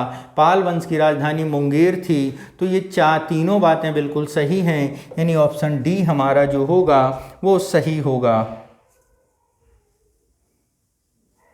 नेक्स्ट चलते हैं क्वेश्चन नंबर 88। क्या कह रहा है 88? उसे समझते हैं। निम्नचे कथन हैं ए और बी, बताइए। चंद्रगुप्त मौर्य का साम्राज्य उत्तर पश्चिमी ईरान, फारस से लेकर पूर्व बंगाल तक, उत्तर में कश्मीर से लेकर मैसूर तक फैला था, ये कहा गया है। दूसरा क्या है? चंद्रगुप्त मौर्य को दक्षिण भारत की विजय के विषय में जानकारी अहुनूर या मरनूर अशोक के अभिलेख से मिलती है। तो यहाँ पर ए आर दोनों सत्य हैं, सत्य व्याख्या करता है। ठीक है, ए आर दोनों सत्य हैं, आर ए की व्याख्या नहीं करता है। ठीक है, इसके बाद ए सत्य आर गलत, ए गलत आर सत्य। तो यहाँ पे ए और आर दोनों सही हैं और आर ए की व्याख्या नहीं कर रहा, ये बात गलत है। ठीक है, नेक्स्ट चलते हैं क्वेश्चन नंबर 89 पर। क्या है? त्रिपिटक के संबंध में निम्नलिखित कथनों पर विचार कीजिए। त्रिपिटक बौद्ध शिक्षाओं का संकलन है। इसे 3 भागों में विभाजित किया जाता है। इसे मूलतः पाली भाषा में लिखा गया था। तो इसके कौन से कथन सही हैं? तो यहाँ पर यदि हम बात करें कौन सा कथन यहाँ पर सही है, तो मित्रों ये तीनों कथन सही हैं, यानी ऑप्शन डी हमारा सही होगा। नेक्स्ट क्या है? Question number 90। क्या कह रहा है? त्रिपिटक हैं, विनय पिटक हैं, सुत्त पिटक हैं, अभिधम्म पिटक हैं। तो त्रिपिटक के बारे में बताया गया है, तो इसमें बुद्ध के दर्शन के बारे में बताया गया है। विनय पिटक में संघ संबंधी बातें, सुत्त पिटक में धार्मिक, अभिधम्म पिटक में दार्शनिक सिद्धांत, यानी 1 2 3 4, ऑप्शन सी हमारा सही होगा। नेक्स्ट चलते हैं क्वेश्चन नंबर 91 पर। क्या है? कुमारगुप्त के शासनकाल में गुप्त साम्राज्य किसने आक्रमण किया? तो गुप्त साम्राज्य पर आक्रमण हरे हूणों, काले हूणों या सफ़ेद हूणों ने। तो कुमारगुप्त के समय सफ़ेद हूणों का आक्रमण हुआ था, जिन्हें हेप्थलाइट्स के रूप में भी जाना जाता है, यानी ऑप्शन सी हमारा सही होगा। नेक्स्ट है क्वेश्चन नंबर 92। क्या कह रहा है? गुप्तकालीन भारतीय समाज के संबंध में निम्नलिखित कथनों पर विचार कीजिए। गुप्तकाल भारतीय समाज ब्राह्मण, शूद्र, वैश्य और शूद्र में विभाजित था। ओके। नेक्स्ट क्या है, इस काल में ब्राह्मणों का समाज में सर्वोच्च स्थान था। गुप्त काल में पहले ब्राह्मण केवल 6 कार्य निश्चित किए गए थे। ये बात बिल्कुल सही, ऑप्शन डी हमारा सही होगा। नेक्स्ट चलते हैं क्वेश्चन नंबर 93। सोलंकी वंश के संबंध में, सोलंकी वंश का अंतिम शासक भीम द्वितीय था। ओके, भीम द्वितीय के सीमांत लवण प्रसाद ने गुजरात में बघेल वंश की स्थापना की। बघेल वंश के कर्ण द्वितीय गुजरात के अंतिम हिंदू शासक थे। इसने अलाउद्दीन खिलजी की सेनाओं का मुकाबला किया था। तो ये चारों बातें बिल्कुल सही हैं, यानी ऑप्शन डी हमारा सही होगा। नेक्स्ट चलते हैं क्वेश्चन नंबर 94। गुप्त वंश के संबंध में निम्नलिखित कथनों पर विचार कीजिए। गुप्त शासकों ने कुषाणों का सामंत माना जाता है। गुप्तों में मूल राज्य का प्रयाग सत्ता केंद्र में साथ उत्तर प्रदेश और बिहार में शामिल थी। कला, साहित्य, विज्ञान, प्रौद्योगिकी के क्षेत्र में उच्च उपलब्धि प्राप्त हुई। तो यहाँ पर भी यदि हम बात करें तो चारों स्टेटमेंट बिल्कुल सही हैं, डी ऑप्शन सही होगा। नेक्स्ट क्या है, राजा भोज के संबंध में निम्नलिखित कथनों पर विचार कीजिए। क्या है, परमार वंश के सर्वाधिक शक्तिशाली राजा भोज थे, परमार वंश के। ओके, नेक्स्ट क्या है, राजा भोज ने भोपाल के दक्षिण में भोजपुर नामक झील का निर्माण कराया। राजा भोज कविराज की उपाधि विभूषित था। तो यहाँ पर यदि हम बात करें, ये सारे के सारे कथन बिल्कुल सत्य हैं और ऑप्शन डी हमारा, सभी असत्य नहीं, सभी सत्य हैं, यानी डी ऑप्शन सही होगा। नेक्स्ट चलते हैं क्वेश्चन नंबर 96 पर। क्या है, निम्नलिखित किन प्रसूभूति शासक ने परम भट्टारक महाराजाधिराज की उपाधि धारण की। ऑप्शन है प्रभाकर, हर्षवर्धन, प्रभाकर वर्धन, भट्टारक या शशांक। तो ये की थी प्रभाकर वर्धन ने। नेक्स्ट चलते हैं क्वेश्चन नंबर 97 पर। क्या है 97, तराइन के युद्ध के संबंध में बताइए। तराइन का प्रथम युद्ध क्या है, प्रथम युद्ध 1191 ईस्वी में हुआ, जिसे पृथ्वीराज तृतीय ने विजय गौरी की हार हुई। बिल्कुल सही बात है। नेक्स्ट क्या है, इससे तराइन के द्वितीय युद्ध में पृथ्वीराज हारा। बिल्कुल सही है। तीसरी लड़ाई 1215 में तो उसमें तजुद्दीन यल्दौज के बीच लड़ी गई, जिसमें यल्दौज पराजित। ये तीनों स्टेटमेंट बिल्कुल सही हैं, यानी ऑप्शन डी हमारा बिल्कुल सही होगा। नेक्स्ट चलते हैं क्वेश्चन नंबर 98। राजा भोज के संबंध में है। राजा भोज ने भोपाल के दक्षिण में भोजपुर नामक झील का निर्माण कराया। ये बात बिल्कुल सही है। राजा भोज कविराज की विभूषित शासक था। ये भी सही है। भोज ने अपनी राजधानी सरस्वती मंदिर का निर्माण करवाया। ये भी सही है। इस मंदिर के परिसर में संस्कृत विद्यालय खोला गया। ये चारों बातें बिल्कुल सही हैं, डी ऑप्शन हमारा सही होगा। नेक्स्ट चलते हैं क्वेश्चन नंबर 99। क्या कह रहा है 99, इसे समझते हैं। विग्रहराज चतुर्थी के संबंध में निम्नलिखित पर विचार कीजिए। हरिकेली नामक संस्कृत नाटक के रचयिता विग्रहराज फोर थे। सोमदेव विग्रहराज फोर के राजकवि थे। इन्होंने ललित विग्रहराज नामक ग्रंथ को लिखा। 2.5 दिन का छोपड़ा मस्जिद शुरू में विग्रहराज द्वारा निर्मित एक विद्यालय था। तो यहाँ पर यदि हम बात करें कौन सा स्टेटमेंट सही होगा, तो ये चारों स्टेटमेंट बिल्कुल सही हैं। नेक्स्ट चलते हैं क्वेश्चन नंबर 100। प्रतिहार वंश के निम्नलिखित कथनों पर विचार कीजिए। क्या है, प्रतिहार वंश के सबसे शक्तिशाली राजा मिहिर भोज थे। ये बात बिल्कुल सही है। मिहिर भोज ने अपनी राजधानी कन्नौज बनाई। विष्णु भक्त था, जिसने विष्णु के सम्मान में आदिवराह की उपाधि धारण की। चारों बातें सही, डी ऑप्शन सही होगा। नेक्स्ट चलते हैं क्वेश्चन नंबर 101। क्या कह रहा है 101, अशोक के शिलालेख से संबंधित है। क्या कह रहा है अशोक के शिलालेख, सिर्फ भारत में शिलालेखों का प्रचलन सर्वप्रथम अशोक ने किया। अशोक के शिलालेखों में ब्राह्मी, खरोष्टी, ग्रीक और अरमाइक लिपि का प्रयोग हुआ। ग्रीक एवं अरमाइक लिपि के अभिलेख अफगानिस्तान से, खरोष्टी लिपि के अभिलेख उत्तर पश्चिमी पाकिस्तान और शेष के ब्राह्मी लिपि के अभिलेख मिले। ये तीनों बातें बिल्कुल सही, डी ऑप्शन सही होगा। नेक्स्ट चलते हैं क्वेश्चन नंबर 102। क्या है, काकतीय वंश के संस्थापक बीटा 1, बीटा 2, बीटा 3 गणपति और रुद्रमा देवी थीं। तो इसके संस्थापक थे मित्रों बीटा 1। कौन थे? बीटा प्रथम था। इस वंश का सबसे शक्तिशाली शासक गणपति था। रुद्रमा देवी गणपति की बेटी थीं। इसने रुद्रदेव महाराज के नाम ग्रहण किया और 35 वर्ष तक शासन किया और अपनी राजधानी वारंगल स्थानांतरित की। नेक्स्ट है क्वेश्चन 103। क्या है, मौर्य साम्राज्य के प्रशासन के संबंध में कौन सा युग्म सुमेलित नहीं है? प्रांत का विभाजन ब्लॉकों में, तो दूसरी बात करें, प्रशासन की सबसे छोटी इकाई ग्राम, ग्राम का मुखिया ग्रामी, प्रशासनों का सबसे छोटा गोप। तो गौड़ साम्राज्य के बारे में यदि हम बात करें तो ब्लॉक नहीं, ये विषयों में विभक्त था, यानी ये गलत है, यही हमारा आंसर होगा। नेक्स्ट चलते हैं क्वेश्चन नंबर 104। क्या है? मौर्य साम्राज्य के प्रशासन के संबंध में मेगास्थनीज के बारे में बताया गया है। क्या कह रहा है? मेगास्थनीज के अनुसार नगर का प्रशासन 30 सदस्यों का मंडल करता था। संपूर्ण मंडल 6 समितियों में विभाजित था। प्रत्येक समिति में 5 सदस्य होते थे। मौर्यकालीन समाज प्रशासन लोक कल्याणकारी राज्य की अवधारणा पर आधारित था। उपरोक्त में से कौन सा कथन सत्य है? तो उपरोक्त में से जो कथन सत्य है तो ये चारों सदस्य सही हैं। नेक्स्ट चलते हैं क्वेश्चन नंबर 105। क्या कह रहा है 105? दक्षिण भारतीय राजवंश के संबंध में अमोघ वर्ष ने तुंगभद्रा नदी में जल समाधि को लेकर अपने जीवन का अंत किया। राष्ट्रकूट वंश का अंतिम महान शासक कृष्ण तृतीय था। कृष्ण तृतीय ने दरबार में कन्नड़ भाषा के कवि पोन्य रहते थे, जिन्होंने शांति पुराण की रचना की। तो यहाँ पर ये बातें तीनों सही हैं, यानी ऑप्शन सी हमारा सही होगा। नेक्स्ट चलते हैं क्वेश्चन नंबर 106। सूची 1 और सूची 2 को मिलाना है। तो यहाँ पर देखिए, देव विवाह, यज्ञ करने वाले पुरोहित के साथ विवाह, सही। गंधर्व विवाह, प्रेम विवाह, सही। आसुर विवाह, कन्या के बदले वर से धन प्राप्त करना।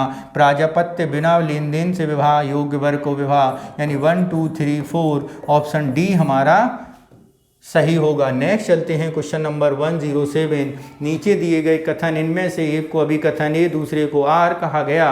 भारतीयों ने यूनानियों से छत्र प्रणाली, मुद्रा प्रणाली को कला ग्रहण की। भारत में गंधार कला। नेक्स्ट चलते हैं अभिकथन, भारतीयों ने यूनानियों से छत्र प्रणाली और मुद्रा निर्माण की कला ग्रहण की। भारत में गांधार शैली की कला, जिसका विकास ईसा पूर्व 2वीं शताब्दी में हुआ, यूनानी प्रभाव का ही परिणाम है। इसमें भारतीय यूनानी कला सम्मिश्रण दिखाई दिया। तो यहाँ पर यदि हम बात करें तो ये दोनों बातें सही हैं, लेकिन व्याख्या नहीं कर रहा है। नेक्स्ट चलते हैं क्वेश्चन नंबर 108। राजेंद्र प्रथम के संबंध में बंगाल के पाल शासक महिपाल पराजित करने के बाद राजेंद्र प्रथम ने गंगईकोंड की उपाधि धारण की। ये बात बिल्कुल सही है। उसने नवीन गंगोचोलपुरम बनाया, ये भी सही है। नवीन राज्य के निकट उन्होंने तालाब का निर्माण कराया। तीनों बातें सही, ऑप्शन डी हमारा सही होगा। नेक्स्ट चलते हैं क्वेश्चन नंबर 109। उपरोक्त में अर्थशास्त्र के अनुसार बताना है। धर्म अर्थशास्त्र 2 प्रकार के हैं, धर्मस्थनीय कंटक शोधन, धर्मस्थीय व्यक्तिगत विवादों से निपटान हेतु, कंटक शोधन व्यक्तिगत परंतु उन मामलों के निपटाने हेतु जो फौजदारी, हत्या और अन्य अपराधों से संबंधित होते थे। तो यहाँ पर यदि हम बात करें तो ये दोनों बातें बिल्कुल सही हैं, ऑप्शन ए हमारा सही होगा।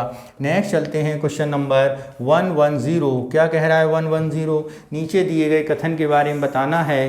पुराणों को जो रूप शब्द अब प्राप्त होता है, उसकी रचना गुप्त काल में हुई। इस काल के अनेक स्मृतियाँ सूत्रों में भाष्य लिखे गए हैं और उनके पुराणों में रामायण महाभारत के अंतिम रूप दिया गया है। विज्ञान के क्षेत्र में गुप्त काल के शून्य सिद्धांत दशमलव प्रणाली का श्रेय आर्यभट्ट ने सर्वप्रथम शून्यवाद का सिद्धांत दिया। तो यहाँ पर बातें तो बिल्कुल सही हैं, लेकिन व्याख्या नहीं हो रही, यानी बी ऑप्शन सही होगा। नेक्स्ट चलते हैं क्वेश्चन नंबर 111। क्या है? हर्षवर्धन के संबंध में। हर्षवर्धन के पिता प्रभाकर वर्धन मृत्यु के बाद माता यशोमती सती हो गई थीं। 2 हर्षवर्धन के समय कन्नौज का राजनीतिक शक्ति के केंद्र के रूप में उभरा था। तो यहाँ पर यदि हम बात करें तो ये दोनों बातें सही हैं, 1 और 2। नेक्स्ट चलते हैं क्वेश्चन नंबर 112।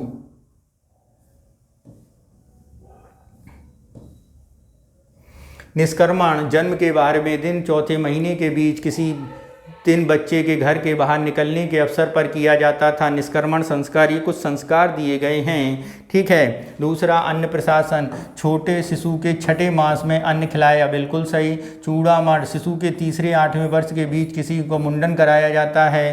कभी भी उपनयन संस्कार के पश्चात बालक द्विज हो जाता है और इस संस्कार में बच्चे को संयमी जीवन जीना पड़ता है। ये तीनों बातें सही, यानी सी ऑप्शन हमारा सही होगा। नेक्स्ट चलते हैं क्वेश्चन नंबर 113। क्या है? नीचे 1 नीचे 2। वेजी, पशु चोरी, पुलयन, रस्सी काटने वाला, कैटसिर, कृषक मजदूर। मशहूर। तो ये अगर हम बात करें तो बेदजी जो होता है वो पशु में चोरी करना सही, पुलियन रस्सी काटने वाला, कैडसर कृषक मजदूर, पदमार। तो यहाँ पर ऑप्शन जो सी है हमारा वो सही होगा। क्या होगा? सी हमारा जो है वो सही होगा। नेक्स्ट चलते हैं क्वेश्चन नंबर 114। क्या है? सूची 1 और सूची 2 को सुमेलित कीजिए। उत्तर प्रदेश मोहर नार पहाड़, मध्य प्रदेश लाखा ज्वार, राजस्थान बागौर, बिहार चिरान। ये पुरातात्विक स्थल हैं जो बिल्कुल सही मिले हैं, यानी यही सही होगा। सी ऑप्शन हमारा सही होगा। नेक्स्ट चलते हैं क्वेश्चन नंबर 115। क्या है? सूची 1 और सूची 2 को मिलाना है। अष्टांग संग्रह जो है वो किसमें है? वो आयुर्विज्ञान में है। 10 रूपक के बारे में बात करें तो नाट्यकला है, लीलावती गणित है, महाभाष्य व्याकरण है, यानी 4 2 3 और 2, 4 1 3 और 2, 4 1 3 और ऑप्शन बी हमारा सही होगा। नेक्स्ट चलते हैं क्वेश्चन नंबर 116। क्या है? 116 क्या कह रहा है? 116 उसे समझते हैं। सातवाहन में संस्कृत साथ अन्य भाषाएं हैं। सातवाहन राजाओं में साहित्य रचना संस्कृत की लोक भाषाओं को अपनाया गया, यानी ऑप्शन ए हमारा जो होगा वो सही होगा। नेक्स्ट चलते हैं क्वेश्चन नंबर 17 पर। युद्ध भूमि में बड़ी संख्या में सैनिकों के मारे जाने अथवा आहत होने के बाद किस भारतीय गणराज्य ने स्त्रियों के सिकंदर के विरुद्ध शस्त्र धारण किया? तो यहाँ पर यदि हम बात करें तो स्त्रियों ने सिकंदर के विरुद्ध शस्त्र धारण किया। वो कौन सा गणराज्य है? तो मित्रों वो गणराज्य था मत्स्य गणराज्य। मत्स्य गणराज्य बड़ी संख्या में सैनिक को मारने पर स्त्रियों ने सिकंदर के विरुद्ध शस्त्र धारण कर लिए थे। नेक्स्ट चलते हैं क्वेश्चन नंबर 118। क्या है? आदि शंकराचार्य द्वारा स्थापित मठों के संबंध में निम्नलिखित श्रृंगेरी मठ। श्रृंगेरी शारदा पीठ भारत के दक्षिण में रामेश्वर में स्थित है। गोवर्धन मठ उड़ीसा के पूर्वी में है। शारदा द्वारका में है। ज्योतिर्मठ उत्तराखंड के बद्रीनाथ में है। तो ये चारों के चारों सही सुमेलित हैं। ऑप्शन डी हमारा सही होगा। नेक्स्ट चलते हैं क्वेश्चन नंबर 19 पर। क्या है? मौर्य काल में तक्षशिला प्रसिद्ध शिक्षा केंद्र द्वारा किन वर्णों में खुले थे? तो ऑप्शन ए केवल ब्राह्मणों क्षत्रिय, ब्राह्मण और वैश्य, ब्राह्मण क्षत्रिय और वैश्यों के लिए। तो ये जो खुला हुआ था इसके बारे में यदि हम बात करें तो ये ब्राह्मण क्षत्रिय और वैश्य के लिए खुला हुआ था, यानी ऑप्शन डी हमारा सही है। कन्नौज में अगर हम देखें अगला क्वेश्चन, कन्नौज पर आधिपत्य के संबंध में कन्नौज आधिपत्य में गुर्जर प्रतिहार पालों एवं राष्ट्रकूटों के मध्य दीर्घकालीन त्रिकोणीय संघर्ष था। ये बात बिल्कुल सही है। विभिन्न साक्ष्यों में सर्वाधिक कन्नौज गुर्जर प्रतिहारों का शासन किया। इत निर्माण हेतु आज भी प्रसिद्ध है। तीनों स्टेटमेंट सही, सी ऑप्शन सही होगा। नेक्स्ट है 121। क्या है? उत्तर प्रदेश के किस स्थान पर नवपाषाण सोहन संस्कृति मिली है? तो सोहन संस्कृति जो कहाँ पर मिली है उसके बारे में बताना है। ठीक है, तो यहाँ पर यदि हम बात करें तो वो मिली है आपकी बेलन घाटी में। कहाँ पर मिली है? बेलन घाटी में। नेक्स्ट चलते हैं क्वेश्चन नंबर 122। क्या है? महाजनपदों के संबंध में निम्नलिखित कथनों पर विचार कीजिए। 16 महाजनपदों में 8 महाजनपद मध्य प्रदेश में आधुनिक उत्तर प्रदेश में स्थित थे। कुरु, पांचाल, काशी, कौशल, सूरसेन, चेदी, वत्स और मल्ल महाजनपद आधुनिक उत्तर प्रदेश के प्रदेश हैं। काशी महाजनपद की राजधानी बनारस थी। तो कल ही हमने महाजनपद के बारे में बताया है। तो ये तीनों बातें बिल्कुल सही हैं। सी ऑप्शन हमारा सही होगा। नेक्स्ट चलते हैं क्वेश्चन नंबर 123। निम्नलिखित कौशाम्बी में विशेष क्षति पहुंचाई थी। हूण नेता तोरणमल ने, हूण नेता मिहिरकुल ने, शक नेता तोरणमल ने, शक नेता मिहिरकुल ने। तो ये जो थी वो किसने पहुंचाई थी? तो हूण नेता तोरमान ने। नेक्स्ट है 124। निम्नलिखित में से अयोध्या का प्राचीन नाम क्या है? अयोध्या, अयोध्या, अवध और उपरोक्त सभी। तो इसका प्राचीन नाम की अगर हम बात करें तो ये है आपका अयोध्या।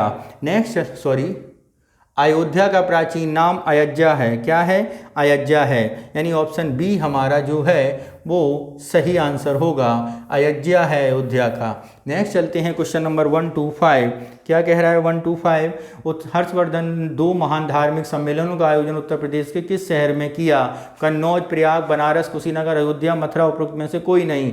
तो 2 धार्मिक सम्मेलनों का आयोजन उसने कहाँ पर किया था? तो हर्ष कन्नौज और प्रयाग में करता था। नेक्स्ट चलते हैं question number 126। India justice report 2022 के बड़े राज्यों में उत्तर प्रदेश का क्या स्थान है?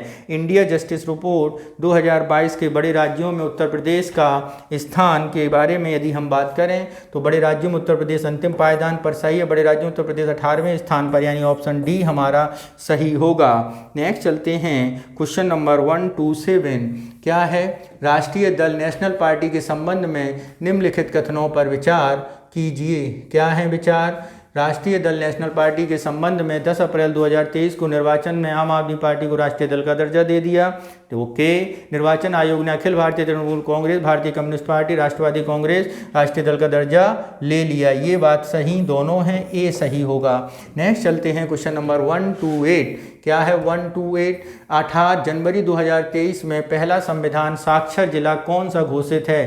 केरल का कोल्लम, उत्तर प्रदेश का लखनऊ, उत्तराखंड का देहरादून, मध्य प्रदेश का इंदौर। तो ये जो जिला है वो है केरल का कोल्लम जिला, यानी ऑप्शन ए हमारा सही होगा। नेक्स्ट है स्मार्ट कार्यक्रम संबंध है आयुर्विज्ञान, राजनीति, कंप्यूटर और सुंदरता। स्मार्ट की अगर हम बात करें तो ये संबंधित है आयुर्वेद से। किससे संबंधित है? आयुर्वेद विज्ञान के क्षेत्र में अनुसंधान को बढ़ावा देने के लिए smart scope for main streaming Ayurveda research in teaching professional के तौर पर इसे शुरू किया गया है। नेक्स्ट चलते हैं क्वेश्चन नंबर 130। क्या है?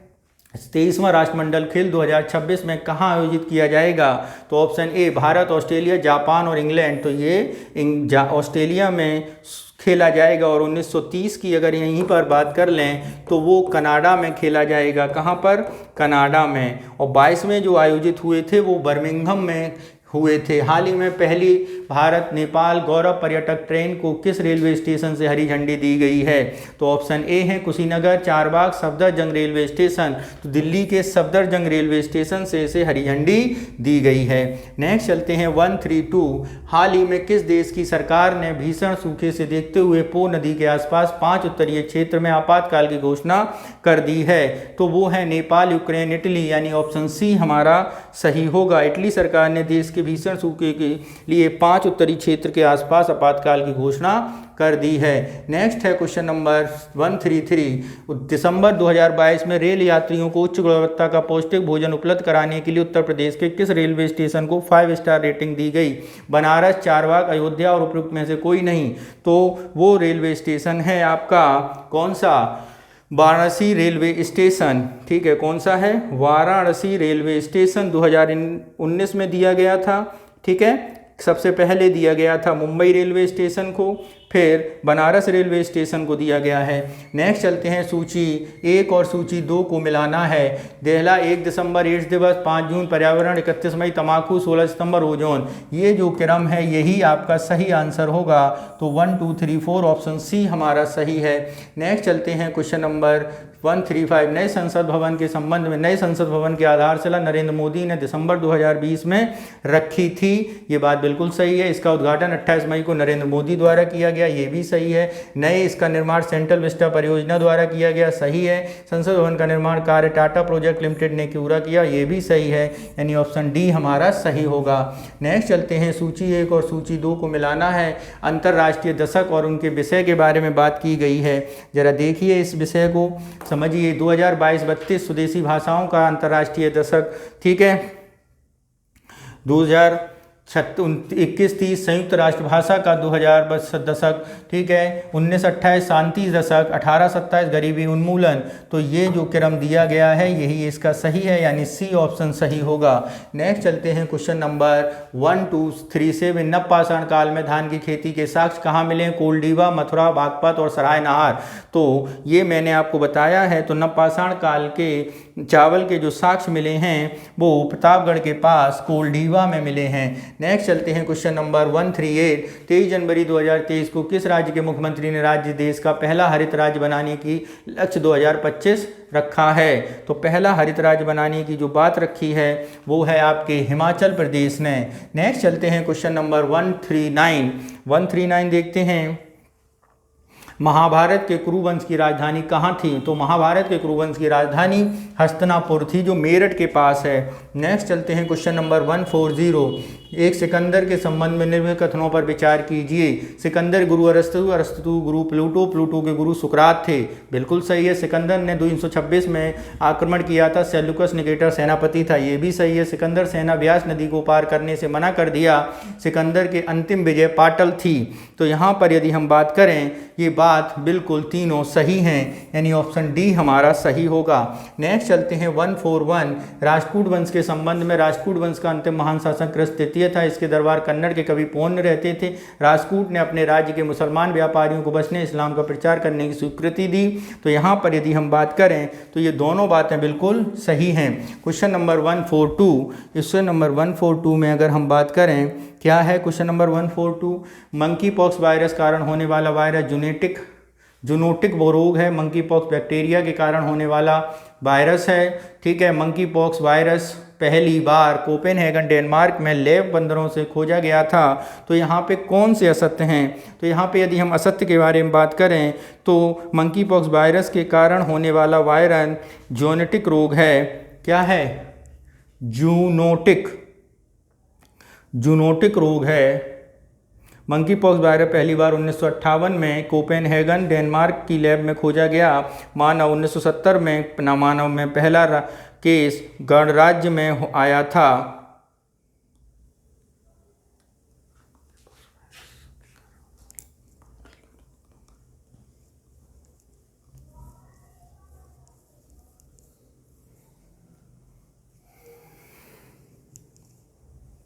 तो यहाँ पर जो गलत है वो आपका ऑप्शन ए है।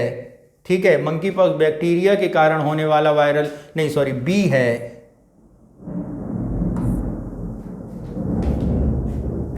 ठीक है, बी इसका आंसर होगा गलत।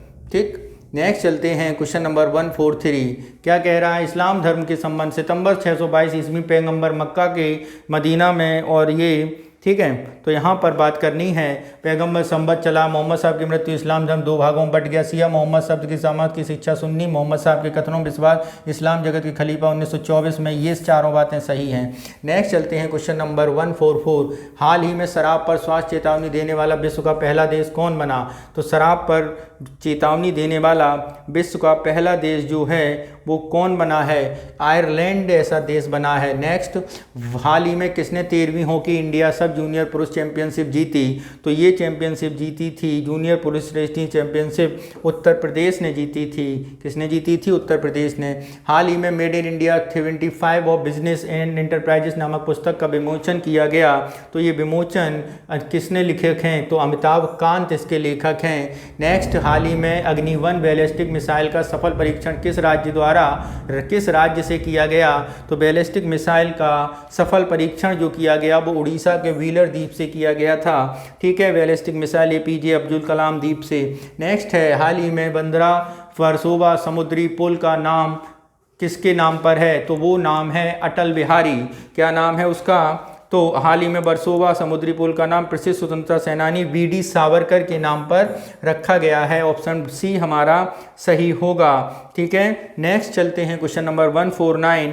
हाल ही में किसे सूरीनाम का सर्वोच्च नागरिक सम्मान दिया गया? राष्ट्रपति द्रौपदी मुर्मू को। हाल ही में संगोल राजदंड चर्चा में रहा, इसके संबंध में निम्नलिखित कथनों पर विचार कीजिए। 28 मई को तमिलनाडु के अधीनतम मठ के प्राप्त संगोल के एक नए संसद भवन में लोकसभा के अध्यक्ष के आसन के साथ रखा गया। सही है। संगोल चोल के संबंध रखता है, बिल्कुल सही। रामायण महाभारत के दौर में भी राजदंड संगोल का एक राजा दूसरे राजा को सौंपे जाने का जिक्र है। ये तीनों बातें बिल्कुल सही हैं, यानी ऑप्शन सी हमारा सही होगा। तो मित्रों, इस तरह आज हम लोगों ने जीएस वर्ल्ड का पहला पेपर सॉल्व किया है जो कि प्राचीन भारतीय इतिहास से संबंधित है। मित्रों, शुरू में तो आपको इसके क्वेश्चन सरल लगेंगे, लेकिन बाद के पोर्शंस को आप ध्यान से देखिएगा। इसके जो क्वेश्चंस हैं वो काफ़ी अच्छे स्टैंडर्ड्स के क्वेश्चंस हैं जो आपके एग्जाम के पॉइंट ऑफ व्यू से काफ़ी महत्वपूर्ण रहेंगे। तो आप इसे ज़रूर लगाइए और अपने मित्रों के साथ भी शेयर कीजिए। ठीक है, इसके साथ ही मित्रों, हमारा एक और चैनल है जिसमें केवल इसके पीटी क्वेश्चंस या पीटी सिलेबस को तैयार कराया जा रहा है। बाद में उसमें मेंस का भी डिस्कस किया जाएगा। तो आप उसे लाइक करिए, सब्सक्राइब करिए, और उस चैनल का नाम है सिनेरियो IAS, जिसका डिस्क्रिप्शन हमारे इस बॉक्स में, डिस्क्रिप्शन बॉक्स में उसका लिंक दिया गया है। और इसके साथ ही आपके प्यार के लिए बहुत बहुत धन्यवाद। और अगर आप और पीडीएफ के लिए मित्रों आप लोगों के मैसेज आए हैं तो पीडीएफ का लिंक भी हमारे डिस्क्रिप्शन बॉक्स में हमारे टेलीग्राम चैनल को ज्वाइन करिए, वहाँ से आपको मिल जाएगा। बहुत बहुत धन्यवाद। Thank you very much.